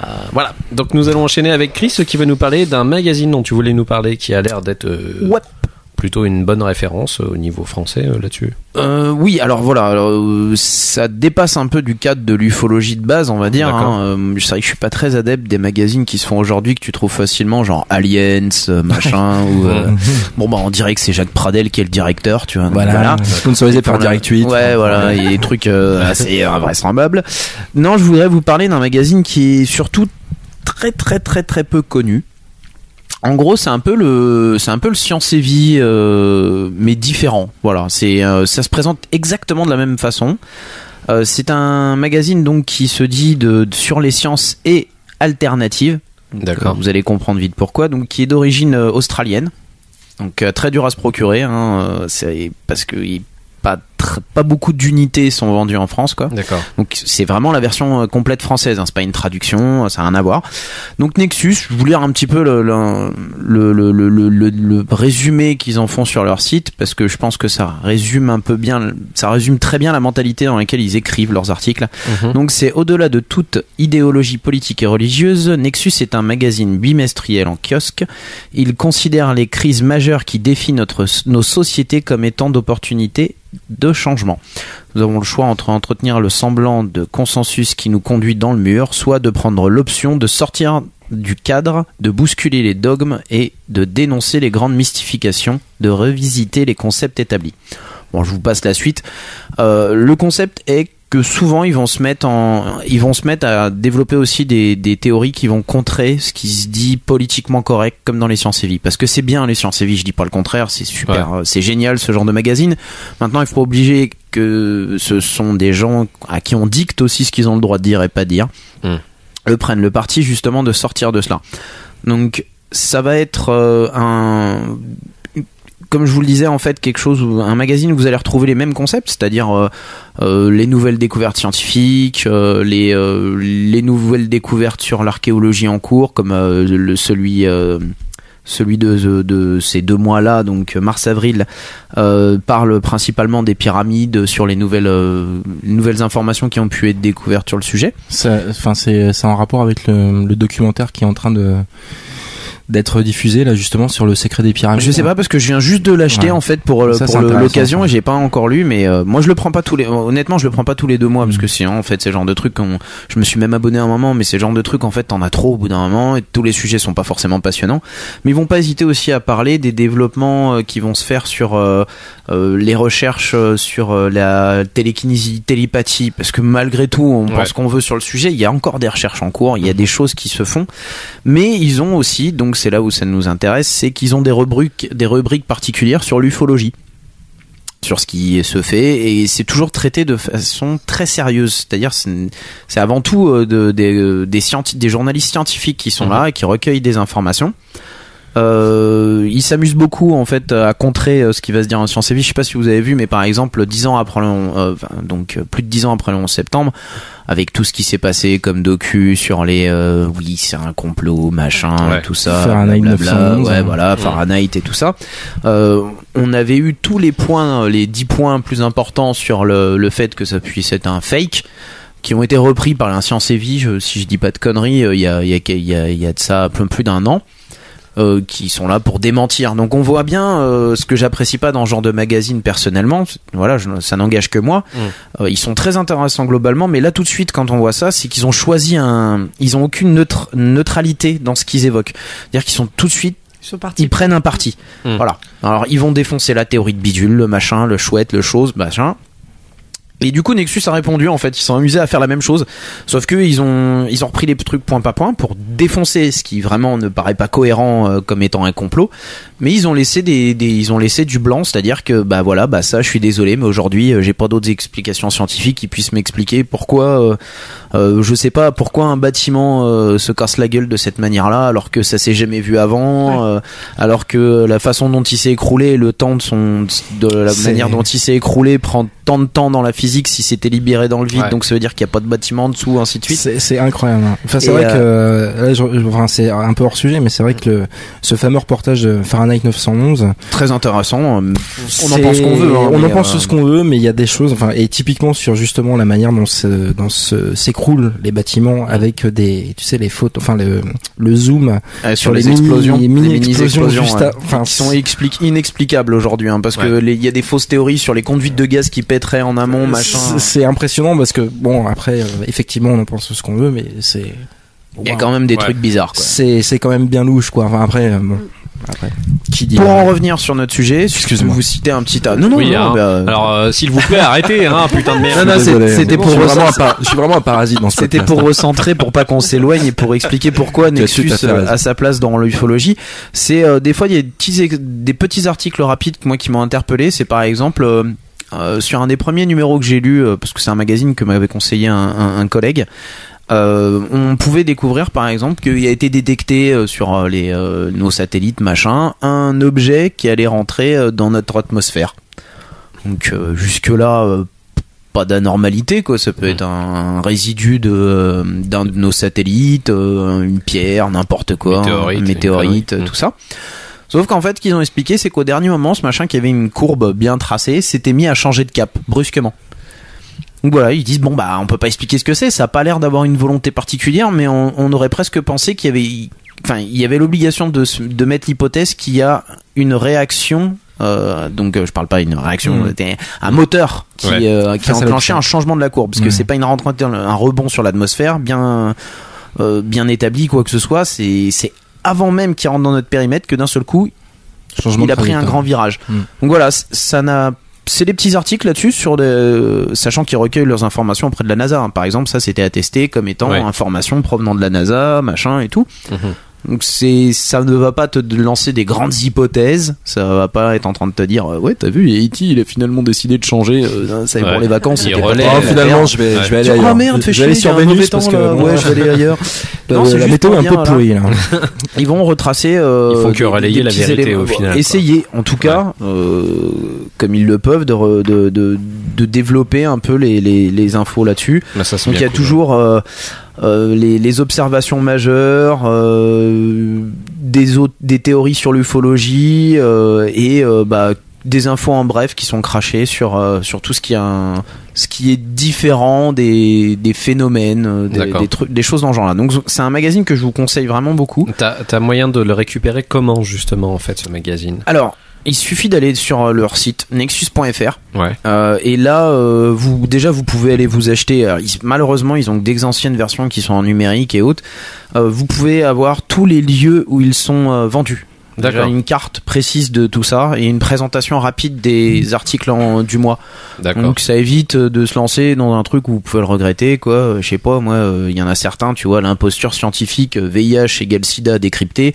Bon, ça m'intéresse, mais c'est moins dans mes délires, tu vois. D'accord. À l'inverse, t'as des recherches sur l'autisme, t'as plein de trucs dans ce genre-là, ou un article, moi, qui m'a fait triper dans le Nouveau, où ils ont expliqué que, par exemple, c'est faux, l'utilisation du fer à cheval, en fait, est très mauvais pour l'animal. Enfin, ça va parler vraiment de tout, mais ça reste toujours scientifique, quoi. C'est hyper intéressant. Et ils n'hésitent pas, eux, à dévier, c'est-à-dire à sortir des jalons de base de la physique en disant voilà, ça peut pas exister parce qu'on peut pas l'expliquer. Ça, c'est quelque chose que on retrouve pas dans ce magazine et que moi je trouve qu'on retrouve trop dans d'autres magazines scientifiques. En fait, ils défendent l'idée que une remise en question n'est pas forcément mauvaise en soi. Non, quoi. Sans aller t'inventer un alien qui débarque ou quoi que ce soit. Ça reste neutre et factuel. Voilà, c'est super neutre. C'est plus abordable qu'un Science et Vie, parce que des fois les Science et Vie sont un petit peu violents au niveau culture. Faut vraiment pas être une quiche en c'est un peu vulgarisé. Là, c'est un peu plus vulgarisé. Il y a des dossiers qui sont vraiment bien étayés. Je sais pas si je vous l'ai bien vendu, mais franchement, essayez-le une fois, parce que ça, c'est un magazine qui mérite le détour et qui qui fait un peu, enfin, pour vraiment le définir, en fait, ça me fait penser à toujours le parallèle qu'on donne entre les gens qui mangent la télé et qui croient les médias et ceux qui va se passer en mode 2.0 de l'information et vont chercher l'information qu'ils souhaitent sur le net. Nexus, c'est un peu ça. J'ai un peu la même relation avec ce magazine que j'ai avec Internet, c'est-à-dire c'est l'information différente, alternative, celle où tu retrouves quelque chose qui n'a pas l'air d'être volontairement déformé par une politique ou par une bienséance une bienséance de volontaire de ce qu'on voudrait imposer à notre société. C'est intéressant dans le dernier là justement, je reviens juste petit aparté sur le sujet sur les pyramides, parce que justement j'en ai entendu parler, on en a parlé hier dans le plan B qu'on a enregistré très rapidement. Et c'est typiquement un parallèle qu'on peut faire avec l'ufologie, parce que en fait c'est quelqu'un, alors je sais plus qui c'est, qu'est-ce qu'il fait dans la vie, mais qui s'est décidé d'étudier les pyramides, mais de manière totalement factuelle justement. C'est-à-dire que aujourd'hui, bon, il y a encore beaucoup de gens, de spécialistes qui se battent pour dire non, c'est comme ça qu'on a fait, non, c'est comme ça qu'on a fait, non, ça c'est comme ça parce que, non, c'est comme ça. Enfin voilà, c'est des querelles un peu de spécialistes. Lui a décidé de prendre ce problème-là sous un angle totalement neutre et juste d'être extrêmement factuel. C'est-à-dire qu'il a ça mesure tant. On a un angle qui est comme ça tout le temps. On a toujours le nombre d'or qui revient. On a toujours une orientation vers ça. On a toujours et il fait tout un état des lieux comme ça des pyramides égyptiennes, avec justement ce phénomène de densité de pierre. Alors, ça, je rentre pas dans les détails, mais qui dit voilà, aujourd'hui, on constate ça. Moi, j'explique pas, je dis juste c'est comme ça.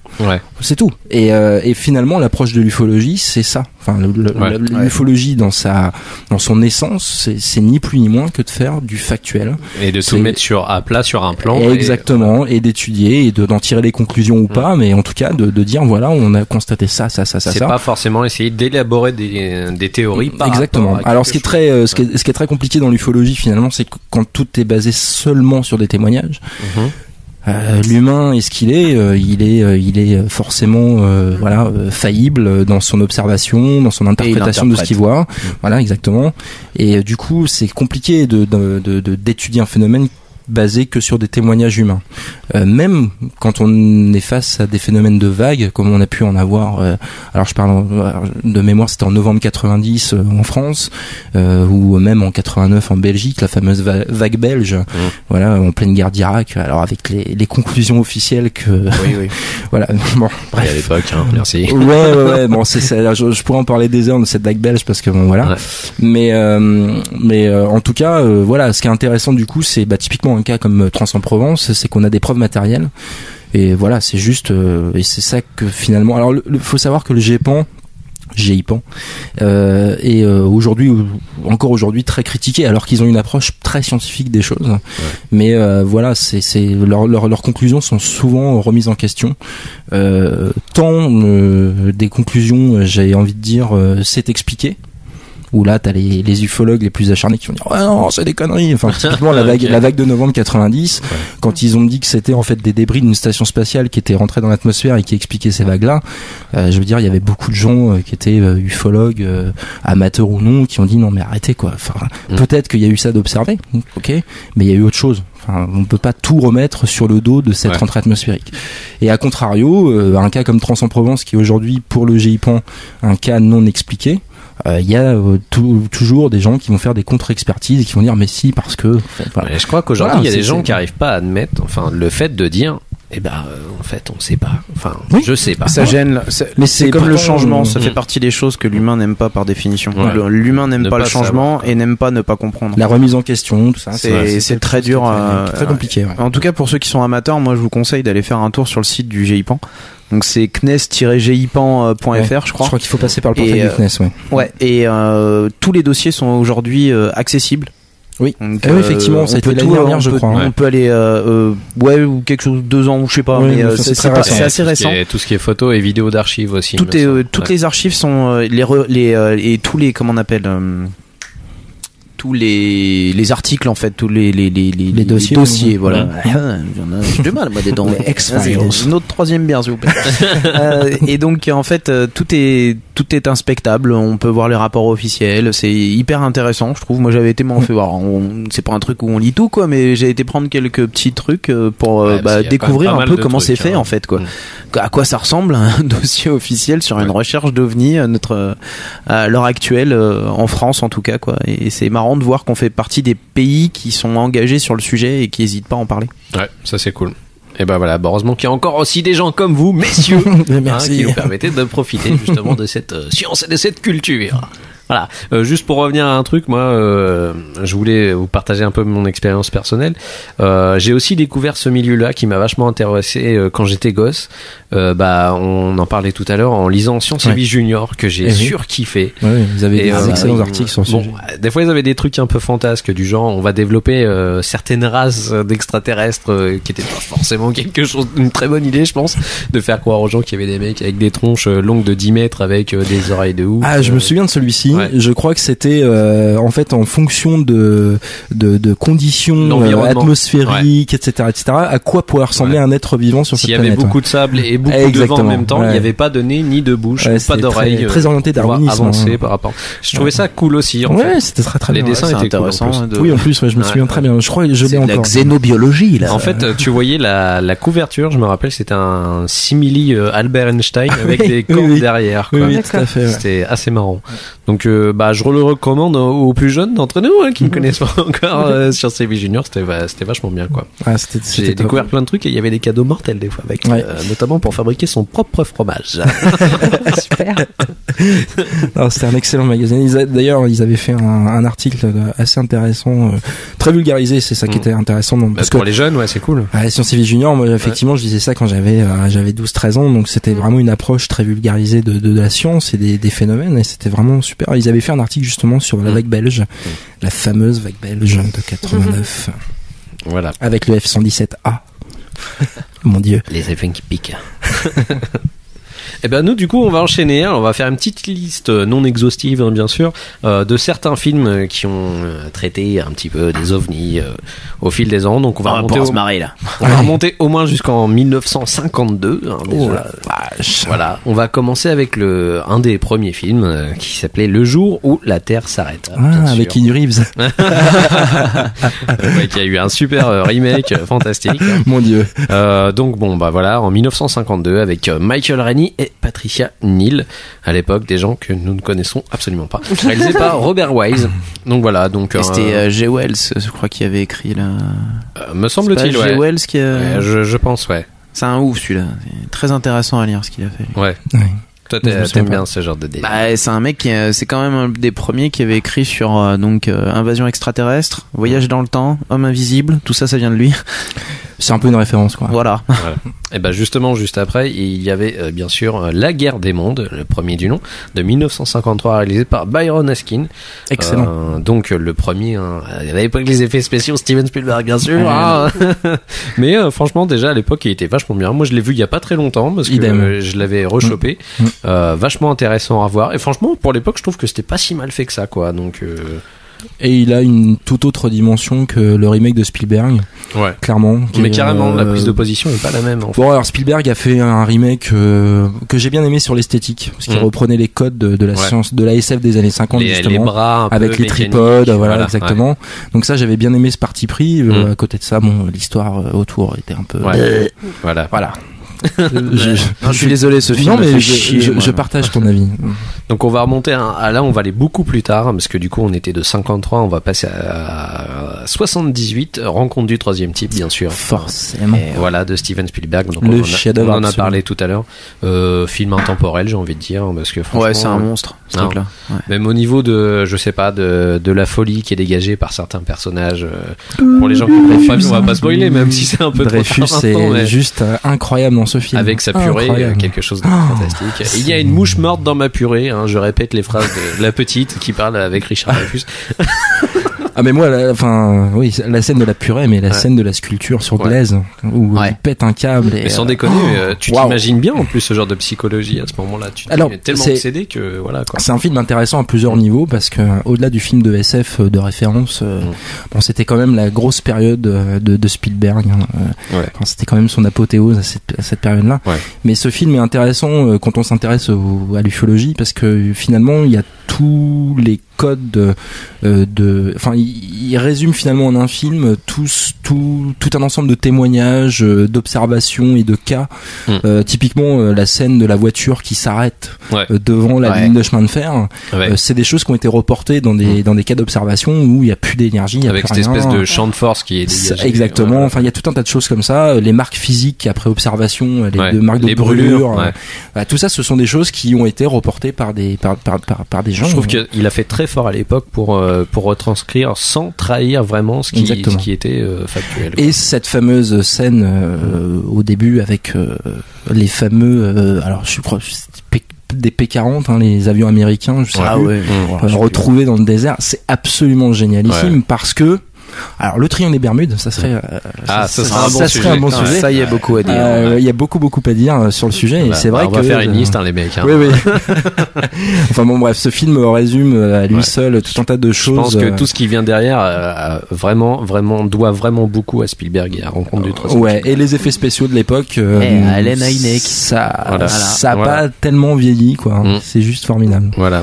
Un magnifique film. Ça a toujours de la gueule, moi je trouve. Ah oui, c'est clair. Donc pas longtemps après, nous avons eu formidable en 1978 exactement, qui est sorti à la même époque, un film de Jean Giraud qui était Le Gendarme et les extraterrestres. Oh putain. Ah, tu l'as mis celui-là. Oh mon dieu. Alors à la base normalement je devais choper la musique qui était fantastique, une musique de Raymond Lefebvre qui a beaucoup œuvré pour la musique à cette époque. Le frère de Jean. Je sais pas du tout. Mais en tout cas, il était très reconnu pour faire toutes les musiques de films français à l'époque. Oh la vache. Il a un style assez reconnaissable. Oui. C'est lui qui a aussi bossé sur La Soupe aux choux. Voilà ce que j'allais dire. Voilà. Donc le gendarme et les extraterrestres, bien sûr, qui avait besoin d'huile pour pouvoir parouiller et remonter dans l'espace et se barrer. Un chef-d'œuvre du cinéma français, ça. Ah bah oui, justement, en 1981, derrière, nous avons eu la joie et l'immense honneur de pouvoir retrouver ceci. La soupe aux choux. Viens ici, la denrée. J'ai quand même bien foutu les étoiles. Donc en 81 par Jean Giraud toujours. Merci pour ces chefs-d'œuvre. Ah mon dieu. C'est comment décrédibiliser un sujet. En 2 films. Un mec qui balèze. C'est surtout que les extraterrestres accueillis par 2 vieux qui pètent, quoi. Excuse-moi, mais franchement, quoi. Et quand tu vois la gueule de l'extraterrestre, bref. On s'est dit que l'année suivante, en 1982, est sorti un film un petit peu plus classe sur le sujet, qui était E.T. l'extraterrestre, par toujours Steven Spielberg. Magnifique. Qui est juste une poésie en film. C'est ça. C'est magnifique. J'avais l'impression vraiment c'est un rêve de gosse, quoi. Donc. C'est ça, et c'est un film que j'ai revu il y a pas très longtemps parce que ça faisait des années que je l'avais pas vu. Ouais. Et je l'ai acheté en Blu-ray parce qu'il est sorti. J'ai pas vu la copie Blu-ray, moi. Écoute, franchement, une très très belle. Très très belle. Je sais, j'ai plus le terme en tête. Tu vois ce que je veux dire. Très beau portage. Très beau portage. Non, excellent. Et c'est vrai que c'est une histoire qui est juste sublime, quoi. Voilà, très beau film. Et bravo à Drew Barrymore pour avoir continué à grandir. Et pour être devenu ce que tu es devenu. Donc, Drew, je te salue parce que tu écoutes forcément le Parabidule. Chapiteau. Donc, en 1985, parce qu'entre deux, il n'y a pas eu grand chose en fait. Il y a eu Les Envahisseurs sont parmi nous, donc ça servait à que dalle comme film. Nous avons eu Cocoon de Ron Howard en 85. Oh ça, mon dieu, Cocoon, c'était génial, exceptionnel. J'ai halluciné quand j'ai vu ça quand j'étais gosse. Je comprenais pas. J'étais là. Qu'est-ce qu'ils font dans la piscine, les petits vieux là? Extraordinaire film. Ouais. Avec l'acteur qui joue dans Police Academy, si j'ai bonne mémoire. Oui, exactement. Steve Guttenberg. Ouais, c'est ça. Voilà. Magnifique. Excellent. Ah ouais, très bonne mémoire, c'est magnifique. Ouais. Ensuite, de Joe Dante, on a eu Explorers aussi en 85 Ah là là. avec Ivano qui est River Phoenix. Alors ça pour le coup c'est un je te coupe à chaque fois parce que c'est vrai que c'est des souvenirs qui reviennent comme ça, mais Explorers c'était un film que j'avais vu effectivement à la télé à une période de Noël, je crois que c'était sur la 5 à l'époque. Ah, la 5, Donc, la meilleure chaîne de télé. c'est la meilleure chaîne de télé du monde quoi. Et ce film avait complètement fait rêver quoi. C'était donc 85, je devais effectivement, j'ai peut-être vu un petit peu plus tard mais je devais avoir 9-10 ans quoi. Ouais. Et c'est un film ouais. J'ai 35 ans, ouais, tout ça. Oh merde. Ah merde. Et c'est un film qui est totalement génial. Alors la fin, bon, je l'ai revu il y a pas très longtemps aussi. Mais Ouais, ça pique un la petit fin peu. pique un peu, mais tout le début où il y a cette espèce de rentrée en contact et tout, Ouais. de construction du vaisseau. Enfin, c'est vraiment un kid movies que Je pense que excellentissime. c'était une époque charnière en fait pour Ouais. ce genre de film, hein, parce que juste après, en 85, t'as eu un film de John Carpenter qui était Starman.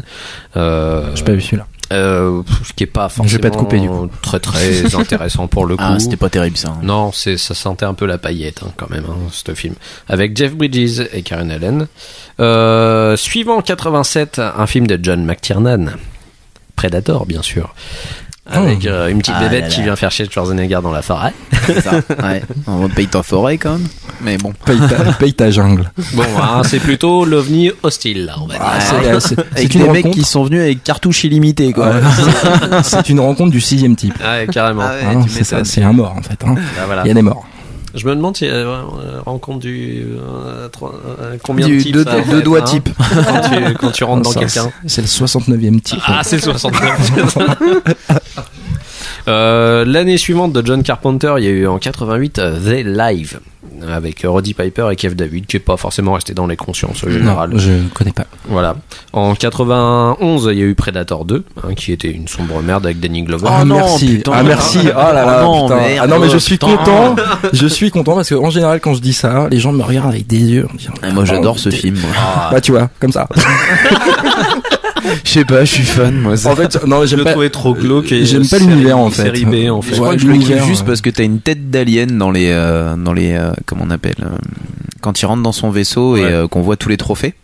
Parmi les trophées puisqu'à chaque fois il récupère les têtes et Ouais, tout, et c'est parmi les exact. trophées il y a une tête, il y a un crâne d'alien. C'est exact. Je trouve, Ça, le, c'était un début, je trouve kiff le pour moi. début de ce film trop chiant en fait. Quoi. Ouais, puis c'est vrai que l'atmosphère urbaine comme ça. Ouais. Ah, mais moi je croyais au début que c'était dans le le futur en fait, tellement c'était barré quoi. Tu sais, les mecs, tu sais, c'est Los Angeles. avec ça, une, mais- quand même une magnifique prestation de Danny Glover. Danny Glover. En 95, du coup, un film de Roland Emmerich, Stargate, La Porte des Étoiles, Magnifique. qui a posé quelques quand même Quelques jalons. quelques fanas derrière après, m'étonnes. notamment les petits jeunes là. Ah, c'est dommage parce que je trouve que c'est un film qui est un loupé catastrophique au niveau lancement, parce qu'en fait c'est un film qui a quasiment que marché sur le DVD quoi. Alors à la sortie tout le monde qui l'a boycotté. Quand et même tout, à l'époque la sortie du film, moi je me Ouais rappelle mais non, qu'il y c'était avait pas, ça a pas vraiment bien marché Ouais. quoi. Et c'est qu'en DVD, et moi je trouve c'est un monstre. Maintenant nous avons la demoiselle ici qui déteste l'univers Oh mon Stargate. dieu, Toi je te je ne parle me plus. prononcerai pas. Du coup la MSP. suite en 96, un autre film de Roland Emmerich qui a été très productif, Independence Day bien sûr avec Will Smith et Bill Pullman. Que dire une fois, les Américains encore une fois. Il y a un peu trop de drapeaux. Ouais. Ça pue un peu trop le patriotisme. Et genre le président qui va désinguer les aliens avec Mais son ça, avion. Ça j'adore. Excuse-moi, c'est tout à fait crédible. C'est presque énorme quoi. J'imaginais trop George Bush face à l'époque. Ah oui c'est vrai que ça passe pas mal ouais. Surtout le père ouais.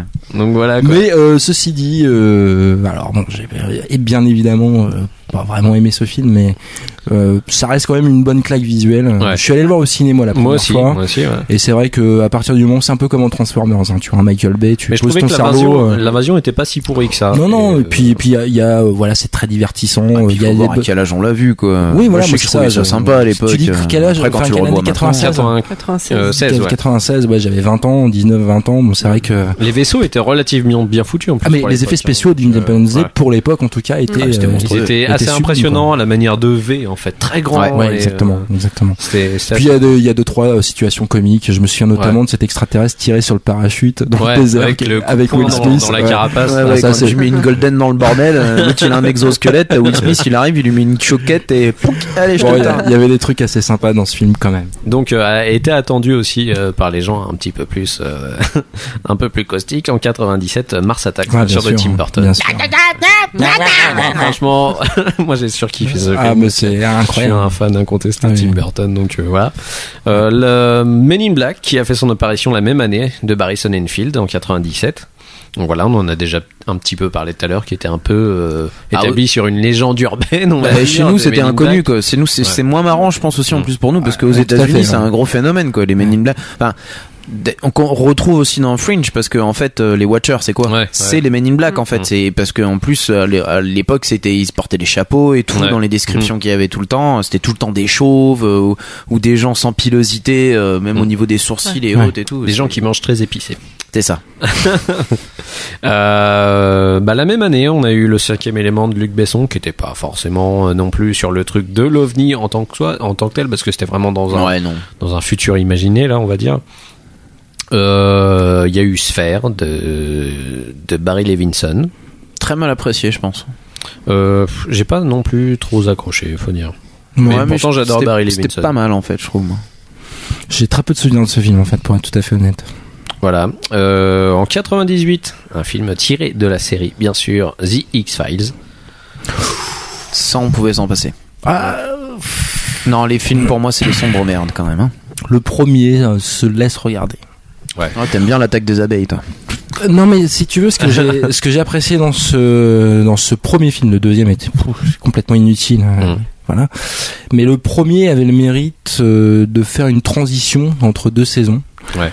Pour les gens qui suivaient la série. Voilà, cool. Et c'était bon, c'était un concept, voilà, bon. Non, le film en fait, ce que j'ai apprécié, c'est que le film se calait bien dans la série. Ils sont restés fidèles à la série. C'est ça que j'aimais bien. Au-delà, alors le deuxième, je n'ai toujours pas compris pourquoi. Surtout que c'était tout sauf du X-Files. Clairement, c'était juste finalement une enquête policière sur un mec complètement dingue. Moi, perso, je l'ai même pas vu. Il y a qu'une scène qui m'a fait rire, c'est cette fameuse scène où il rentre dans le bureau, où il y a la photo de George Bush et t'entends la ça c'est très drôle, mais c'est le seul moment du film qui vaut le coup, donc ça dure 5 secondes si vous avez allez sur YouTube, ça vous faites pas chier à regarder le film. C'est clair. En 2000 de Brian De Palma, il y a Mission to Mars, donc là c'est plus de l'investigation des gens qui vont sur des autres planètes. My God. Voilà.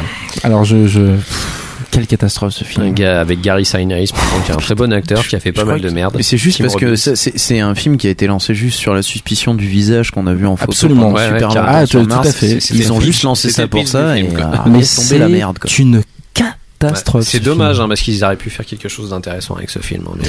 Mais pourtant il y avait quelques acteurs sympas, il y avait un sujet qui aurait pu être sympa, mais puis Brian De Palma quand même, on ne parle pas de n'importe qui, mais comme quelle sombre merde. Alors à l'époque, il est pas dans ma liste, mais à l'époque est sorti exactement en même temps un film de John Carpenter qui s'appelait Ghost of Mars, qui était avec un habitant de Mars qui ressemblait à Marilyn Manson quand même. Oui, quand même. Ouais. Bon, juste qu'il aurait pris un petit peu trop de prod, tu vois, parce que c'est un peu rock'n'roll comme ça. L'année suivante, deuxième Men in Black de Barry Sonnenfeld, bien sûr. Monsieur Night Shyamalan en 2002, Signs. Donc Signe, avec l'histoire des crop circles. Tout à fait. Et je le trouve, il est très très mal apprécié, je pense. Moi, j'ai pas mal aimé en fait cette ambiance. Ce qui a gêné les gens, c'est qu'il est très long à amener le sujet du film. Ouais, mais justement, en fait, il est hyper. Ouais, de l'autre côté, il fait tellement humain et bien vécu en fait que je sais pas moi, le fait par exemple qu'on voit très peu les extraterrestres, ça te fait vraiment penser à l'investigation telle que tu le vois dans tous les reportages. Tu vois, c'est jamais flou, c'est toujours flou, pardon, c'est jamais très net, machin. Tu les vois que passer et ce moment de frayeur qui sait bien mettre en avant, je trouve, où t'as juste les doigts de la créature qui passe sous la porte. Tu vois, ça j'adore. À partir du moment où il y a Joaquin Phoenix dans un film, c'est un bon film, donc voilà. Un petit peu de parti pris de ma part. Oui. Neutralité, monsieur. Voilà. En 2004, un film de Paul W.S. Anderson qui est Alien vs Predator, qui a unissé deux univers que nous connaissions bien. Voilà. Moi, j'ai bien aimé. Ouais. Perso, ouais, j'ai bien aimé. Enfin, pareil, toujours pareil. Moi, je suis très. Moi, c'est l'idée du match qui me plaisait aussi. Je suis très cinéma popcorn, donc c'est le genre de film que je. Non, mais bon, au-delà. Non, mais je suis très partagé. Hein. Moi, je le revois encore de temps en temps parce que j'aime bien. film. J'attendais tellement le croisement des deux univers que voilà, de le voir enfin, c'était chouette. Maintenant, il y a des moments, c'était un peu raide, quoi. Ouais, enfin, quand t'as vu le deuxième, t'apprécies vachement le premier quand même. Ah oui, la cabane au fond des bois, je sais pas quoi, avec des aliens dedans, là. La cabane au fond du jardin. Ouais, avec des super acteurs en plus de. Oui, c'est très crédible. Voilà. Monstrueux. En 2005, un film de Steven Spielberg, on en a parlé tout à l'heure, La Guerre des Mondes, bien sûr, avec Tom Cruise et Dakota Fanning. Quelque part, c'est pas non plus le archi mauvais parce que. Bon, t'imagines bien si jamais il y a une invasion que ça serait le bordel à ce point-là, je pense, et qu'il y aurait du flingue et de la bagnole et des gens qui te roulent dessus. Ah, mais visuellement, ça a de la gueule, je dis pas le contraire. Ouais. Je pense qu'au niveau du bordel, ça serait bien ça. Après, peut-être pas les histoires comme on l'a vu. Bon, forcément, faut que ça soit romancé, faut que ça plaise à tout le monde de toute façon. Donc, ça reste d'un certain côté, en tout cas sur la conclusion, hein, ça reste assez fidèle à l'œuvre. Ouais. Donc, par contre, la fin qui arrive tout de suite dans ta gueule, t'as pas le temps d'apprécier. Oui, il fait très rapide. Ouais. Très bâclé. On boucle le film. Hein. Là, j'ai piscine. Donc on se casse. Le jour où la Terre s'arrêta ensuite. Magnifique. Voilà. Donc remake, on en a parlé avec Keanu Reeves. Petit pamphlet écolo, on va dire. Indiana Jones et le royaume du crâne de cristal. Ah, je suis content que tu l'aies mis dans ta liste. Voilà. Ouais. C'est pas des extraterrestres. En 2008. C'est des créatures transdimensionnelles. Ah, non, mais ça raccroche aussi à ce qu'on disait, où ça fait partie des multiples théories possibles. C'est pas forcément des aliens qui vivent sur une autre planète, là, c'est carrément une autre dimension. Mais il fallait le mentionner parce que c'était l'idée générale du truc. Il est très critiqué parce que le résultat est un peu particulier. On a touché à Indiana Jones, mais je trouvais qu'il respectait en même temps vachement l'univers d'Indiana Jones, que s'il y en a un qui devait découvrir les extraterrestres, au final, je trouvais ça classe que ce soit lui, quoi. Moi, en fait, j'ai pas trop aimé ce film juste pour une raison, juste pour Shia LaBeouf que moi, il me saoule. En fait, je l'aime pas trop. Il me saoule aussi, ouais. Je l'ai pas. C'est un. Je suis juste partagé. Cet acteur a, pour moi, toute sa place dans Transformers, par exemple. Ouais. Parce qu'il est à Chia. On peut parler de Transformers, hein. Non, mais ça reste. Voilà, un acteur qui, dans ce rôle-là, en tout cas, me fait vraiment rire. Moi, Transformers, voilà, c'est le genre de film où je pose mon cerveau, je regarde et je m'éclate bien. C'est visuellement incroyable. Dans le 2, c'était un peu plus dur, mais bon. Oui, non, mais je parle du premier, effectivement, mais c'est vrai. Alors, je parle même pas du reste, mais bon. Il y a des scènes qui sont bien drôles quand même avec c'est comme Martine. C'est comme Martine. Transformers du poney, enfin bref. Mais non, moi ça reste un film que j'aime bien. Puis un acteur pour le coup, enfin c'est pas un grand acteur, mais j'aime bien cet acteur. Voilà. Mais bon. Pour l'année suivante, en 2009, un film que Chris et moi aimons pas mal, qui s'appelle District 9 de Neil Blomkamp. Très très bon film. Qui est un super réalisateur. Maud n'aime pas non plus. J'ai pas du tout accroché, non. Ouais. C'est un peu space, mais moi je trouvais que c'était vraiment formidable. Alors, moi j'ai vraiment trouvé que ce film était vraiment la réalité même de ce qui se passerait si jamais on devait ghettoifier l'oppression sur les aliens, quoi. Puis c'est très d'actualité en plus, hein, finalement. Carrément, oui, au final. C'est plutôt une critique d'une situation actuelle que sous un prétexte de science-fiction, en fait. Ouais. Mais oui, excellent film. Alors, je sais pas pourquoi elle est dans ma liste, mais d'Alex Proyas en 2009, il y a Prédiction aussi avec Nicolas Cage. Vous savez, une fameuse scène où l'avion se casse la gueule à côté de lui. Alors, le complot. Très mal amené, mais je pense qu'il aurait pu être bon en plus. Moi, j'aimais bien le concept, mais le concept c'est mal fait, quoi. Le concept est excellent. La fin, j'ai juste eu envie de pleurer, mais tellement ça m'a saoulé, quoi. Ouais. Je veux dire, cette espèce de métaphore d'Adam et Ève, ça m'a juste. T'avais tout, hein, les anges. Non, mais voilà, mais total, tout à fait. quoi, enfin, je veux dire, c'est comment faire d'un film qui, au final, effectivement, aurait pu être un très bon film de SF tout court. Pourquoi les mecs voulaient toujours rajouter de la religion là-dedans? Choisir la facilité. J'étais assez déçu que ce soit Alex Proyas qui a accouché de ça, en fait, en plus. Donc, bon. Mais bon. Dommage. Ouais. En 2010, il y a eu Skyline. Oh là là. Avec de Colin et Greg Strauss. Je l'ai même pas vu. Oh putain, la purge. Bon, je suis bien non, ça content de pique. pas l'avoir vu. Non, ça pique. Alors, hein, je l'ai même franchement. pas fini, moi, pour t'avouer, en fait. Hein. Je D'accord. pense que c'est un grand manque de respect de regarder un film, de pas le regarder jusqu'au bout. Mais, Non mais tu devrais en plus ça finit en mode comics. C'est très le d'accord. générique en fait dans le générique tu vois la suite des choses et c'est un peu en mode comics enfin tu sais que des planches en fait que t'es comme ça que tu vois en fait où tu vois la suite où le mec il enfin je spoilerai pas c'est encore trop d'actualité comme film mais c'est enfin bon c'est non. Alors, tant qu'on est dans le n'importe quoi, l'année suivante, bah, on a eu Jon Favreau qui a sorti Cowboy and Aliens, hein, bien sûr. Excellent avec Daniel film. Craig. Ah, bah, ce qui Avec un Harrison Ford quand même qui est, qui est vraiment au fantastique sommet de en son tant que- art. Oh là là là là. qui fait quand même le shérif de ouf, hein. Ça, c'est super. Magnifique. Non mais 2011. alors ceci excuse-moi c'était quand même dommage parce que je trouve que le sujet du film aurait pu être vraiment enfin s'il avait Ça été pouvait être correctement super sympa, ouais. traité aurait pu donner un C'était tiré succès. d'un comics aussi, Il y avait d'ailleurs. quand même Olivia Wilde quoi. Ouais d'accord ok. Ah, bon tu veux qu'on parle de Tron Legacy ou pas Et Tron. et Tron Legacy ouais. Je vois qu'on a le même Bah c'est un clip quoi c'est tout c'est pas un film non. non C'est un clip. c'est un clip C'est joli. Ah, C'est c'était pas un clip de Daft Punk. c'est ça. Moi je vois ça comme un clip de Daft Punk. SF. D'ailleurs il devrait mettre une version dans le Blu-ray sans les paroles, juste la musique et l'image, tu vois. Et Alors, encore, et encore, c'était pas le meilleur album des Daft Punk. Donc, Alors sur le sujet de Cowboys versus Aliens, alors c'est dommage, hein, j'ai pas du tout préparé pour le coup. Il y a un excellent bouquin de je ne sais plus qui s'appelle je ne sais plus comment, mais si vous faites une petite recherche sur Google, vous allez pouvoir le trouver, qui raconte grosso modo une invasion extraterrestre au Moyen-Âge. d'accord. Et c'est juste un pur bonheur. Ça peut être bien cool, par contre. Alors j'essaierai de retrouver la référence pour que tu puisses le mettre sur l'article. Nous avons exactement la femme la plus rapide du monde. Voilà, c'est ça. Je l'ai en plus, hein, mais il faut que je le retrouve. Donc je vous filerai ça si je retrouve ça. Eh bien, la même année de J.J. Abrams, il y a Super 8, bien sûr, qui est sorti. Un film un peu Goonies, on va dire. Sachant c'est un C'est film. un hommage, monsieur. Mais moins bien fait. Sachant que c'est un hommage, film où il ne devait pas y avoir d'aliens, hein, je vous rappelle. Hein. Il voulait faire un film sur les enfants et on les a programmés et obligés à faire ça sur les aliens. Donc l'histoire est complètement bancale obligatoirement. Quoi, Quelle bonne idée.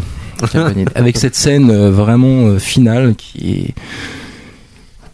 Comment dire? Moi j'ai toujours pas vu, j'ai pas le C'est courage très en con. fait. J'en attendais tellement de ce film que. Mais au final, bon, il y a des bons passages, mais c'est vrai que c'est même plus un hommage, quoi. C'est ça qui m'a dérangé finalement. Je pense que J.J. Abrams n'aurait continué à faire des séries et moins de films. Même, hein. Et encore. Et encore. Et on est bien dans la merde pour le futur alors. Hein. Et j'aime beaucoup ce mec-là quand même. Hein, faut Ouais, savoir. moi aussi, j'aime bien ce qu'il fait, mais je suis assez. déçu. Mais c'est vrai qu'il y a des moments où il nous pond des trucs un peu. Attention, un flair.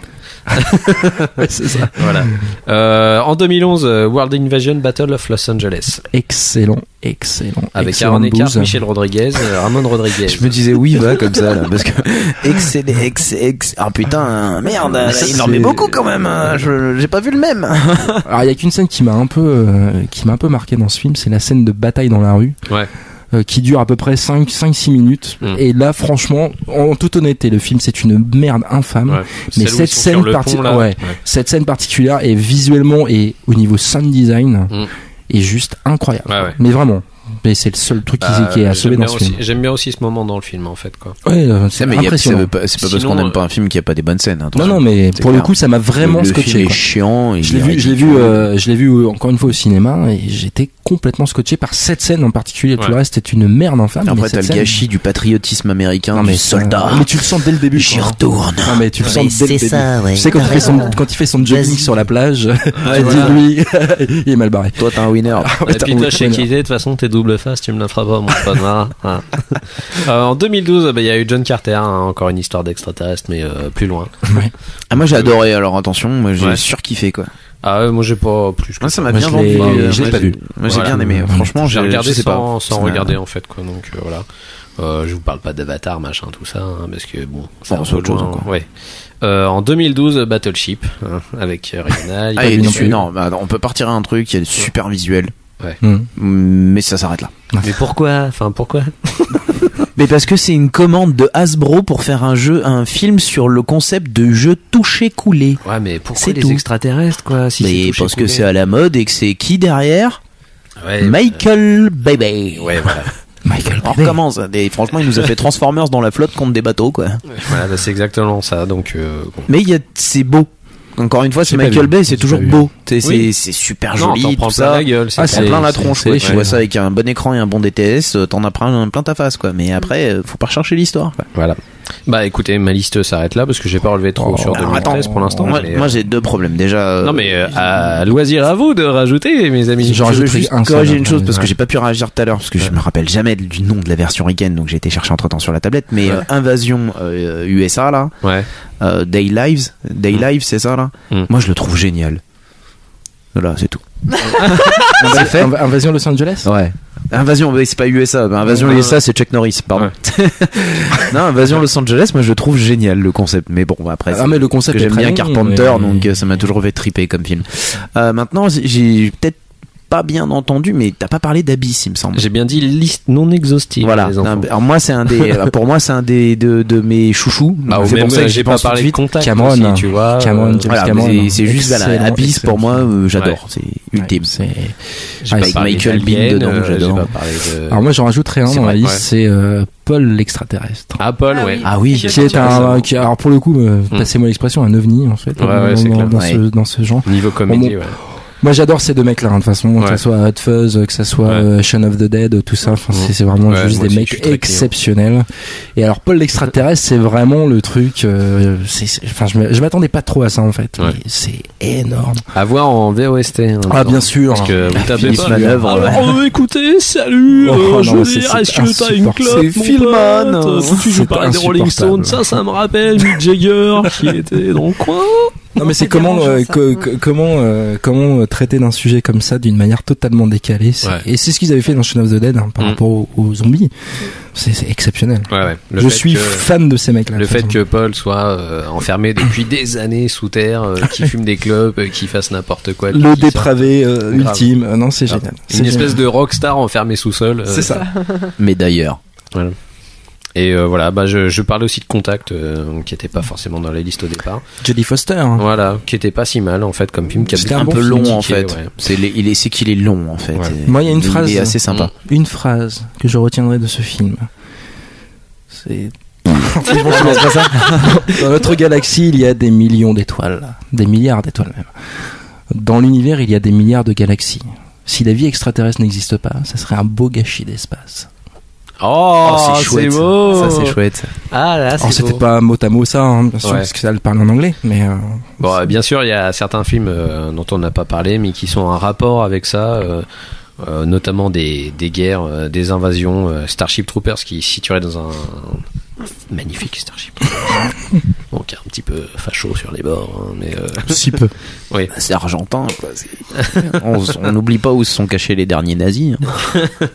Hein. Puis beaucoup d'autres films qu'on traitait relativement, mais bon, c'était pas une grosse liste non plus. On vous refera ça la prochaine fois. Et peut-être qu'on fera un truc sur les séries d'ailleurs aussi qui ont un rapport avec ce sujet. La basse, là. Il y en a pas mal. Ah oui, tu peux commencer. Oui, ça, c'est Bah, sûr et qu'il y vous en a- reviendrez il y en a dans le masse. prochain et on fera les séries la Un prochaine V, fois. alors. X-Files Voilà. et compagnie, enfin j'en Tout passe. à- et puis, Les envahisseurs avec David Dernièrement, Vincent. hein. cette bouse cosmique avec Dr Carter là. Comment ça s'appelle ça Comment c'est ça Ah, Skyline. Skyline. Non, Non, attends, non. Falling Skies. Falling Sky. Falling Sky. Ben, moi j'ai failli pas m'y faire en fait. Oui, Quand mais tu m'as dit que continues. tu m'as dit que c'était bien à partir de la saison 2, excuse-moi. Non, faut se lancer. Mais en fait, le problème, c'est quand c'est. Le problème pour moi, c'est de supporter une série qui est avec un mec comme Spielberg, soi-disant derrière, qui a des effets spéciaux bousifiants. En carton. Hein. Oh là là. C'est le mec, c'est quand pas tu vois les bébêtes, c'est tu fais fou, au secours, quoi. Je C'est crois fou. que c'était le mec qui faisait Wallace et Gromit qui faisait les effets spéciaux. Non, c'est vrai que c'est assez Très débile. bon film au Les- demeurant. bah, hein. Les créatures sont débiles, enfin c'est assez naze, mais en fait derrière il y a une histoire qui est bien faite. Mais qu'est-ce qu'il a produit de bien Spielberg ces derniers temps finalement? Parce que bon, Terra Nova. Ouais, bah voilà. j'y pensais. Toi, tu sors. Non, j'y pensais vraiment. Eh Faut bien, être con quand même pour remonter dans le temps et pour arriver pile poil au moment où il y a les dinosaures, quoi. Et en plus en sachant que t'as un En croyant météorite que qui tu va vas tous t'en les sortir. exploser, quoi. Tu vois, c'est Alors quand que même t'arrives un chouïa avant, il n'y a pas de dinosaures, t'es tranquille. Non, mais un chouïa Bon, après, ouais. tu vois, après le météorite, quand même. Enfin, c'est quand même con parce qu'ils savent qu'ils vont tous crever. C'est vrai qu'ils sont pas très organisés quand même. Hein. Eh merde, c'est Bébert, débile, t'as ouais. fait une erreur de calcul. Ah, c'est pas bon. ça. Bon, bah bon, on va prendre un café. Hein. On va se poser, on va se détendre. Bon, bah voilà, on va clore ce chapitre sur les films. Et Maud, on va faire un retour sur les commentaires du dernier Parabidule. Bah, les peu de commentaires qu'on a eu. Hein. Ah, bande de salauds. Bah oui, mais c'est l'éternel problème. Chien. Chien galeux. Lâchez-vous. Alors, Orken, qui nous dit très bon épisode. C'est vrai qu'il y a un filon à prendre. J'espère que vous ferez ce genre d'épisode régulièrement. Mais oui, c'est le cas. On essaye aussi, on Mais espère. c'est des HS, on le rappelle. Hein, donc. Péremptoire au top comme d'hab. Sinon, concernant les crop Il est invité, non? Ouais. Oui. Il est très très bon. Au top comme d'hab. Qui nous dit j'avais un prof de techno au collège qui était un passionné. Il faisait beaucoup de recherches à ce propos et il nous disait que faire ça avec une planche de bois et un pic était totalement impossible.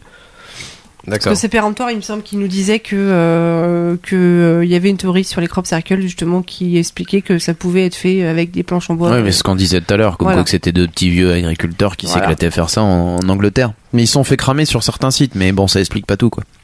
En effet, ils ont trouvé des rayonnements gamma aux alentours des sites où se trouvaient les crop circles et ils nous disaient que la manière dont sont pliés les brins de blé ou autres plantes était particulière. Déjà, c'était plié et non pas cassé et plus voilà. Bon, Ouais. Mais ça, c'est une des particularités pour réussir à authentifier un vrai crop cycles entre guillemets, quoi, si on peut appeler ça comme ça. Mais c'est qu'en fait, théoriquement, si t'arrives avec un truc, t'as les chances d'en péter une certaine partie, même si certains vont plier, t'en pèterais. Et ils avaient fait des études en fait où ils avaient découvert qu'il y avait au niveau des cassures et même sur le brin de paille ou d'herbe, déjà ça repousse pas de la même manière derrière. Et en plus, surtout, il y a eu des changements moléculaires qui sont faisables qu'à partir du moment où il y aurait une forme de rayonnement gamma ou tout autre type de rayonnement type nucléaire et autres, quoi. D'accord. Donc c'est pas facile à reproduire ça chez soi comme ça, tu vois, tranquille avec une planche de bois. Oui, Oui, alors en fait, non, mais ce que je vous ai pas dit, c'est que la planche de bois vient de Fukushima. Voilà. C'est ça. Ça dépend de la planche. Et donc après, il y a ZQSD qui nous met super épisode, très très intéressant. Il m'a vraiment donné envie de m'intéresser au paranormal, vraiment cool. Dans les critiques, parfois vous lisez trop et ça s'entend. C'est pas Pas vrai, d'accord, point, non, virgule. non, c'est pas vrai. C'est pas faux ce que tu dis. Et Ça fait point exposer qui d'exclamation. passe de l'un à l'autre, voilà. Sinon, comme je l'ai déjà dit, super épisode. Ah, merci. Voilà. Et super Pour les animateurs, non? commentaires. Bah voilà. Mais l'un va pas sans l'autre. Hein. Et ben voilà, c'est bon, on a Bah, on a fini. tout récupéré. Bah merci beaucoup à vous, mes chers amis. Mais merci pour l'invitation. Donc on Tous en cœur. de concert. On va rappeler un peu où on peut vous retrouver sur internet. Donc commençons par toi, Psycho Phoenix.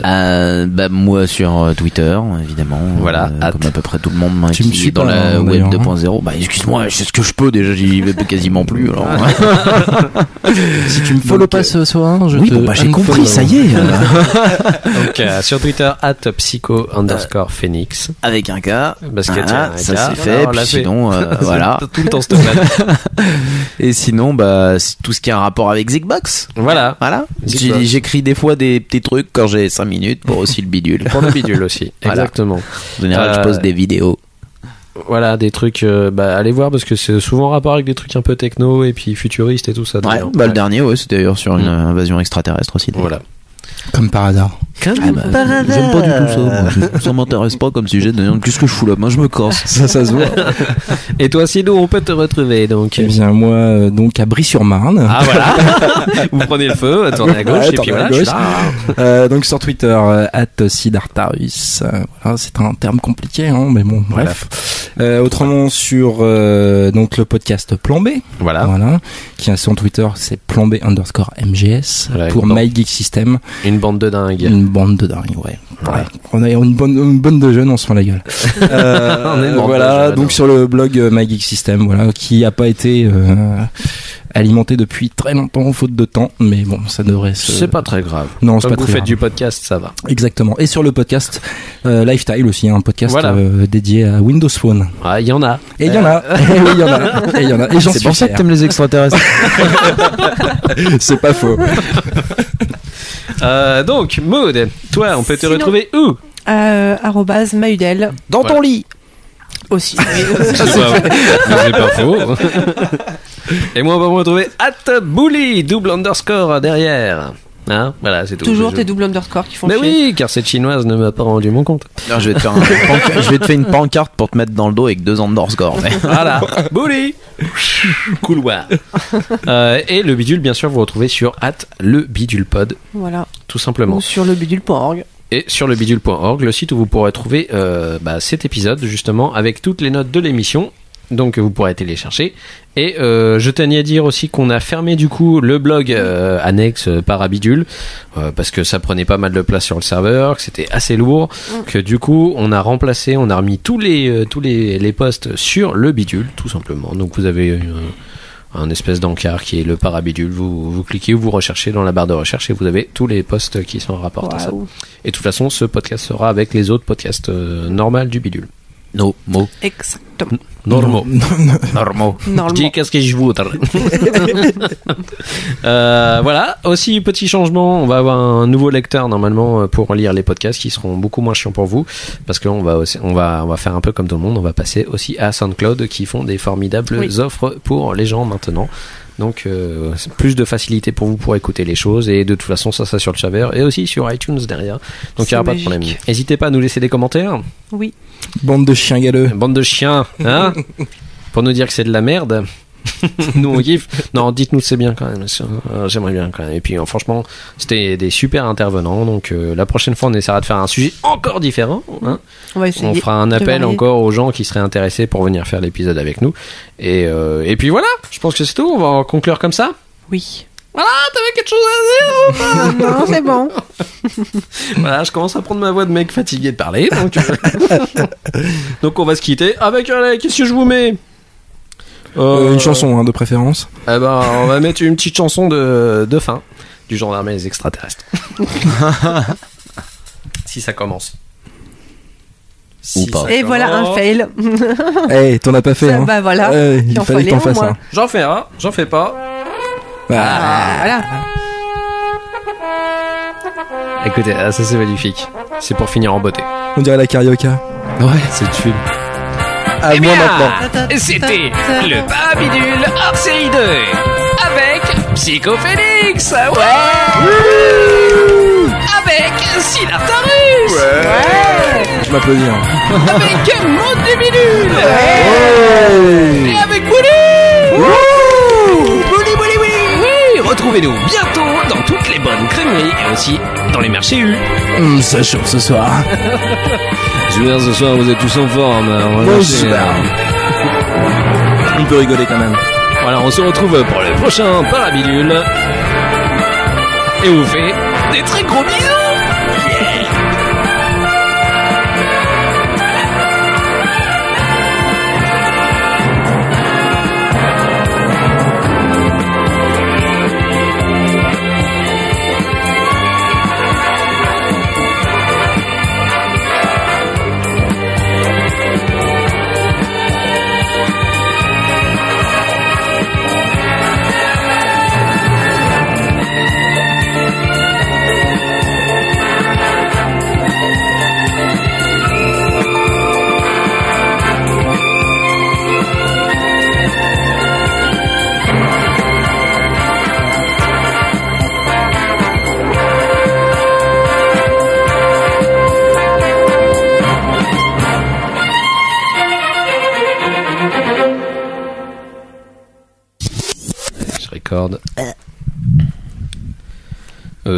Non, iTunes, au revoir, qu'est-ce qu'il me fait?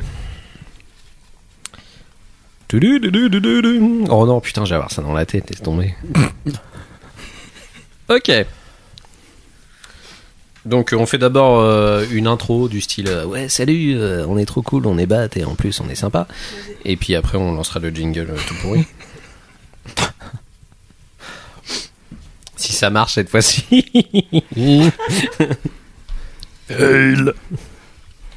Alors, vous êtes prêts? Vas-y. Tout à fait. Tout à fait. Voilà. Ah bah, je préfère faire ça avant. Tu t'es pas mouché aussi. Attends. C'est bon.